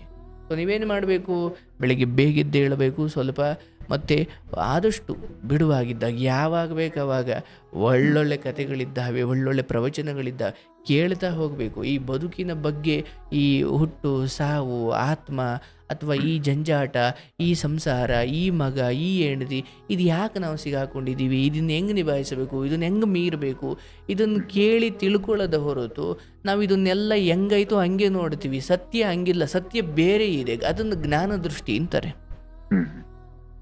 ಅಲ್ವಾ? ಆ ಜ್ಞಾನ ದೃಷ್ಟಿ ಬರೋದ ಹೊರತು ನಿಮ್ಮ ನೆಮ್ಮದಿಗಳೆಲ್ಲ ತಾತ್ಕಾಲಿಕ. ಯಾರೋ ಒಂದು ಮಾತ್ರೆ ಕೊಟ್ಟು ಮಲಗಿಸೋದಕ್ಕೂ ಸೈಕಿಯಾಟ್ರಿಸ್ಟ್ ಹತ್ರ ಹೋಗಿ ತಳಪೈ ಮಾತ್ರೆ ನುಂಗಯ್ಯ ನಿದ್ದು ಬರುತ್ತೆ ಅಂದರೆ ಈ ಸೊಲ್ಯೂಷನ್ಗಿಂತ ತಿಳುವಳಿಕೆಯಿಂದ ಬಂದ ಸೊಲ್ಯೂಷನ್ ಶಾಶ್ವತ. ಹೌದು ಬರೋಳೆ, ಅದು ಬರಬೇಕು. ನಾನು ತುಂಬಾ ಸಲ ಪ್ರಯತ್ನ ಮಾಡಿದೀನಿ. ನಂಗೆ ಓಂ ನಮ ಶಿವ ಮಂತ್ರ ನಾನು ಜಪಿಸ್ತೀನಿ. ಆಮೇಲೆ ಅದು ನಾನು ಹೆಡ್ಫೋನ್ ಹಾಕೊಂಡು ಕೇಳ್ತಾನೆ ಇರ್ತೀನಿ. ನಂಗೆ ತುಂಬಾನೇ ಶಾಂತಿ ಸಿಗ್ತದೆ. ನಂಗೆ ತುಂಬಾ ಎಷ್ಟೋ ಸಲ ಕುಗ್ಗಿದಾಗ ಅದು ನನಗೆ ಮೋಟಿವೇಶನ್ ಮಾಡಿ ಎದ್ದು ನಿಲ್ಲಿಸ್ತದೆ ಅದೊಂದು ಮಂತ್ರ. ನಂಗೆ ಎಂತದ ನಂಗೆ ಗೊತ್ತಿಲ್ಲ, ಸಿದ್ಧಾರೂಢ ಅದೊಂದು ಓಂ ನಮ ಶಿವ ಅನ್ನೋ ಭಜನೆ ಪದ ನಂಗೆ ಅದು ತುಂಬಾನೇ ಮೋಟಿವೇಶನ್ ಕೊಡ್ತದೆ. ಹೌದಪ್ಪ, ಅವೆಲ್ಲದಕ್ಕೂ ಶಕ್ತಿ ಇದೆ. ಹೃದಯದಲ್ಲಿ ಒಂದು ಒಂದು ಒಂದು ಗುರುವಿನ ಭಾವನೆಗೆ ನಾವು ಒಂದು ಶರಣಾಗದ ಹೊರತು ನಮಗೆ ದಾರಿ ಕಾಣಲ್ಲಪ್ಪ. ನಾವ್ಯಾರೂ ಅಲ್ಲ, ಅದಕ್ಕಿಂತ ಮಹನೀಯರಿದ್ದಾರೆ. ನೀವೊಂದು ಶಕ್ತಿಗೆ ಶರಣಾಗಬೇಕು. ಅದು ಶಿವನೋ ವಿಷ್ಣುವೋ ಯಾರೋ ಗುರುವೋ ನಿಮಗೆ ಯಾರೋ ದೊಡ್ಡವರು ಅನ್ಸ್ಕೊಂಡು ಅವ್ರ ಧ್ವನಿ, ಅವ್ರ ಮಾತು ಅಥವಾ ಅವ್ರ ವಿಚಾರ ಅಥವಾ ಶಬ್ದ, ಓಂಕಾರ ಏನೋ ಒಂದು ನಿಮ್ಮನ್ನು, ಯಾಕಂದರೆ ಇದು 4 ದಿನದ ಸಂತೆ, ಇದನ್ನು ಮೀರಿದ್ದು ಇನ್ನೊಂದು ಸ್ವಂತ ಮನೆ ಇದೆ. ಆ ಭಗವಂತನೊಂದಿಗೆ ಯಾವಾಗಲೂ ನಾವು ಕನೆಕ್ಷನ್ ಇಟ್ಕೊಂಡೇ ಇರಬೇಕು. ನಾನು ಆರಂಭದಲ್ಲಿ ಹೇಳ್ತಿದ್ದೆ, ನೀವೆಲ್ಲೋ ಟ್ರಿಪ್ ಹೋಗ್ತೀರಾ ಹಂಗಂತ ಮನೆ ಮರ್ತುಬಿಟ್ಟು ಟ್ರಿಪ್ ಮಾಡಂಗಿಲ್ಲ. ಟ್ರಿಪ್ಪಲ್ಲಿ ಇದ್ದಾಗಲೂ ನಾವು ಮನೆ ಜೊತೆ ಕನೆಕ್ಷನ್ ಇರಲೇಬೇಕಲ್ವಾ? ಹಂಗೆ ಈ ಭೂಮಿಯಲ್ಲಿ ಈ ಮಾನವ ಜನ್ಮ ಒಂಥರ ಟ್ರಿಪ್ಪು, ಮತ್ತು ನಮ್ಮ ಭಗವಂತನೊಂದಿಗೆ ನಮ್ಮ ಕನೆಕ್ಷನ್ ಇರಲೇಬೇಕಲ್ವಾ? ಟ್ರಿಪ್ ಬಂದ್ಬಿಟ್ಟಿದೀವಿ ಅಂತ ನಾವು ದೇವ್ರನ್ನೇ ಮರ್ತು ಬಿಟ್ರೆ ಅಲ್ವಾ? ಸೊ ಅದು ಮರೆಯೋದ್ರಿಂದ ಇಂಥವೆಲ್ಲ ಎಡವಟ್ಟುಗಳು ನಡೀತವೆ. ಆಗ್ಲಿ, ನಿಮ್ ದಾರಿಯಲ್ಲಿ ನಡೀತಾ ಇಲ್ಲ ಭಗವಂತ ನಿಮಗೆ ಜೀವನದ ಅನುಭವ ಎಷ್ಟಿದೆ ಅದೆಲ್ಲವನ್ನು ಲೆಕ್ಕ ಹಾಕಿದ್ರೆ ಇಲ್ಲಿ ನಡೆಯೋ ಒಳಿತು ಕೆಡುಕು ಲೋಕದ ದೃಷ್ಟಿಯಲ್ಲಿ ನೀವು ಕೆಟ್ಟವರು ಒಳ್ಳೆಯವರು ಇರ್ಬೋದಪ್ಪ.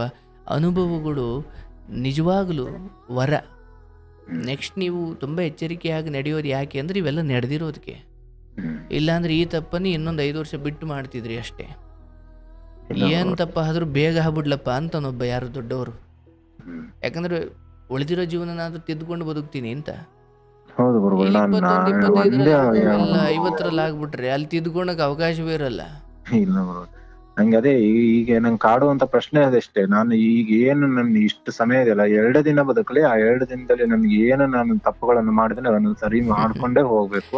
ಎಲ್ಲರಿಗೂ ಒಂದು ಕ್ಷಮೆ ಕೇಳ್ಬಿಡು. ಎಲ್ಲರನ್ನು ನೀವು ಕ್ಷಮಿಸಿ, ಕ್ಷಮೆನೂ ಕೇಳಿ. ಕ್ಷಮೆ ಅಂದ್ರೆ ಅವ್ರ ಹತ್ರ ನೀವು ಯಾರು ಹೊಡೆದಿದ್ರಿ, ಯಾರಿಗೆ ಮನಸ್ಸಲ್ಲಿ ಒಂದು ಕಡೆ ಕೂತು ಮಲಗುವ ಮುಂಚೆ 10 ನಿಮಿಷ ಧ್ಯಾನ, ಬೆಳಿಗ್ಗೆ ಎದ್ದಾದ ಮೇಲೆ 10 ನಿಮಿಷ ಧ್ಯಾನ ಇದೆಯಲ್ಲಪ್ಪ. ಧ್ಯಾನ ಅಂದರೆ ಒಂದ್ಸಲಿನೇ ಏಕಾಗ್ರನಾಗಿ ಹಿರಣ್ಯಕಶಿಪುವಿಗೆ ಬಂದ ಏಕಾಗ್ರತೆ ನಿಮಗೂ ಒಂದೇ ಸಲ ಬಂದ್ಬಿಡುತ್ತೆ ಅಂತ ಏನಿಲ್ಲ. ಸುಮ್ಮನೆ ಒಂದು ಕಡೆ ಕೂತ್ಕೊಳ್ಳುವಷ್ಟು ಏನೂ ಯೋಚಿಸದೆ ಸುಮ್ಮನೆ ಕೂತ್ಕೊಳ್ಳೋಕೆ ಒಬ್ಬ ಮನುಷ್ಯನಿಗೆ ಬರಬೇಕು. ಅದನ್ನೇ ಧ್ಯಾನ ಅಂತ. ಯಾಕಂದರೆ ದೇಹ ಕೂತಿರುತ್ತೆ, ಮನಸ್ಸು ಕೂತಿರಲ್ಲ. ಏನೇನೋ ನಾನು ನಿಮ್ಮ ಲೈವ್ ಕಾರ್ಯಕ್ರಮನೇ ಇದೆ. ಈಗ ನಾನು ಒಂದಂತರ ಕೇಳ್ಬಿಡ್ತೆ, ನನ್ನ ತಮ್ಮನಿಂದನೇ ಸ್ಟಾರ್ಟ್ ಮಾಡ್ಬಿಡ್ತೇನೆ. ನನ್ನ ತಮ್ಮ ಇವತ್ತು ಮೇಲ್ಗಡೆ ಹೋಗಿದ್ರೆ ಅವ್ರಿಗೆ ಎಷ್ಟೋ ನೋವು ಕೊಟ್ಟಿರ್ಬೋದು, ಒಳ್ಳೇದ್ ಮಾಡಿರ್ಬೋದು. ಅವನಿಗೂ ಒಂದು ತಪ್ಪಾಯ್ತು, ನಾನು ಏನೋ ಒಂದು ಮಾಡಿದ್ರು ಅವನಿಂದಾನೆ. ಆಮೇಲೆ ನನ್ನ ತಂಗಿ, ನನ್ನ ತಾಯಿ, ನನ್ನ ತಂದೆ, ಮತ್ತ ನನ್ನ ಫ್ರೆಂಡ್ಗಳಾಗಿರ್ಬೋದು, ಯಾರು ನನ್ನ ಕಡೆ ತಪ್ಪು ಆಗ್ಲಿಲ್ಲ ಅಂದ್ರು ಪೆಟ್ಟು ತಿಂದಿದಾರೋ ಅವ್ರಿಗೆ ಆಯ್ತು. ಎಲ್ಲರಿಗೂ ಇಲ್ಲಿಂದ ಒಂದು ಕಾಲ್ ಮುಗಿದು ನಮಸ್ಕಾರ ಮಾಡಿ ಕೇಳ್ತೇನೆ, ನನ್ನ ತಪ್ಪಾಗಿದೆ. ಆಗಲಿ, ಭಗವಂತ ನಿಮಗಿಂತ ಸದ್ಬುದ್ಧಿಯನ್ನು ಕೊಟ್ಟಿದ್ದಾನೆ, ಸಾರ್ಥಕವಾಯಿತು. ಖಂಡಿತ ತಪ್ಪುಗಳೆಲ್ಲರ ಜೀವನದಲ್ಲೂ ಆಗುತ್ತವೆ. ಆದರೆ ನೇರ ಪ್ರಸಾರದಲ್ಲಿ ಈ ಮಟ್ಟಿನ ಶರಣಾಗತಿಯನ್ನು ನೀವು ತೋರಿಸೋದಿದೆಯಲ್ಲ, ಖಂಡಿತ ನಿಮ್ಮ ಜೀವನ ಯಾರೊಂದಿಗೆ ಅಂತ ಹೇಳಲ್ಲ ಅಥವಾ ಹೇಗೆ ಅಂತ ಹೇಳಲ್ಲ, ನಿಜವಾಗಲೂ ನೆಮ್ಮದಿಯ ತಾಣವಾಗಲಿ ನಿಮ್ಮ ಜೀವನ. ಆದ್ರೆ ಇನ್ನು ಮುಂದೆ ನಾನು ನಡೆಯುವಂತ ದಾರಿ ನನ್ ಏನಾದ್ರೂ ನಾನು ಒಳ್ಳೇದನ್ನೇ ಮಾಡ್ಕೊಂಡು ಅದೇ ಕಾರಣಕ್ಕೂ ಕೆಟ್ಟದಂತ್ರ ಗೊತ್ತಿಲ್ಲ, ನೀವು ತುಂಬ ಜನ ಬದುಕಿಗೆ ಬೆಳಕಾಗಿರ್ತೀರಿ ಅಥವಾ ಇನ್ಸ್ಪೈರ್ ಆಗಿರ್ತೀರಿ, ಬಟ್ ನಮಗದು ಗೊತ್ತಿರಲ್ಲ ಅಷ್ಟೇ. ನೀವು ಇವತ್ತು ಯಾರ್ಯಾರಿಗೆ ಕೆಲಸ ಕೊಟ್ಟಿದ್ದೀರಿ ಅಥವಾ ಏನೋ 4 ಜನಕ್ಕೆ ಏನೋ ಒಂದು ಒಳ್ಳೇದು ಮಾಡಿರ್ತೀರಿ, ಆಯಿತಾ. ಬಟ್ ಏನಾಗ್ಬಿಡುತ್ತೆ, ಕೆಟ್ಟದ್ದು ಉಳಿದಷ್ಟು ಒಳ್ಳೆಯದು ಉಳಿಯಲ್ಲ ಅಲ್ವಾ. ನೀವು ಯಾರಿಗೂ ಏನೋ ಇದ್ದು ಬೈದಿದ್ದೇ ಇವತ್ತು ದೊಡ್ಡದಾಗಿ ಕಾಣ್ತಿದೆ, ನೀವು ಕ್ಷಮೆ ಕೇಳ್ತಿದ್ದೀರಿ, ಅದನ್ನ ಮೀರಿ ನೀವು 4 ಜನಕ್ಕೆ ಉಪಕಾರನೂ ಮಾಡಿರ್ತೀರಿ. ಅದು ನೀವು ನೆನ್ಪಿಟ್ಕೊಳಂಗಿಲ್ಲ, ಅದು ಅವ್ರು ನೆನ್ಪಿಟ್ಕೊಳ್ಬೇಕು.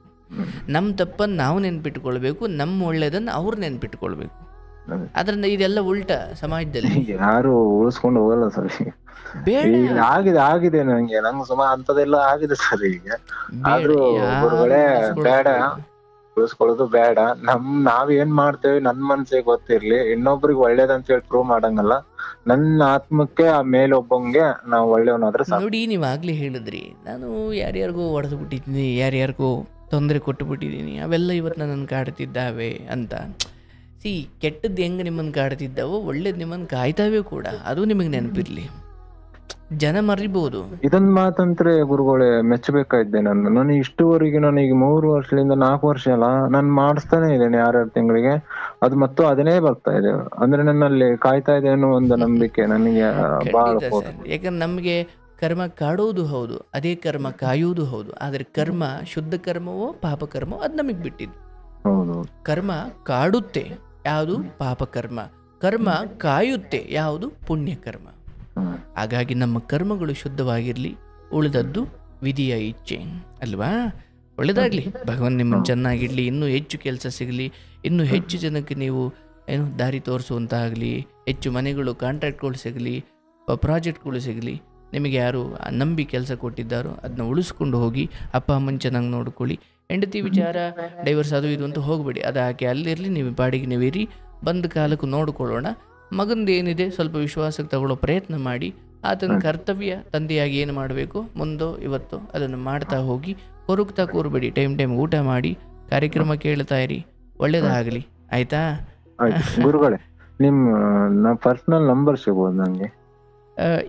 ಈ ನಂಬರ್ಗೊಂದು ವಾಟ್ಸಪ್ ಮಾಡಿ, ಅವ್ರು ನಿಮಗೆ ತಿಳಿಸ್ತಾರೆ. ಆಗ್ಬೋದಾ? ಒಳ್ಳೇದಾಗಲಿ, ಶುಭವಾಗಿ.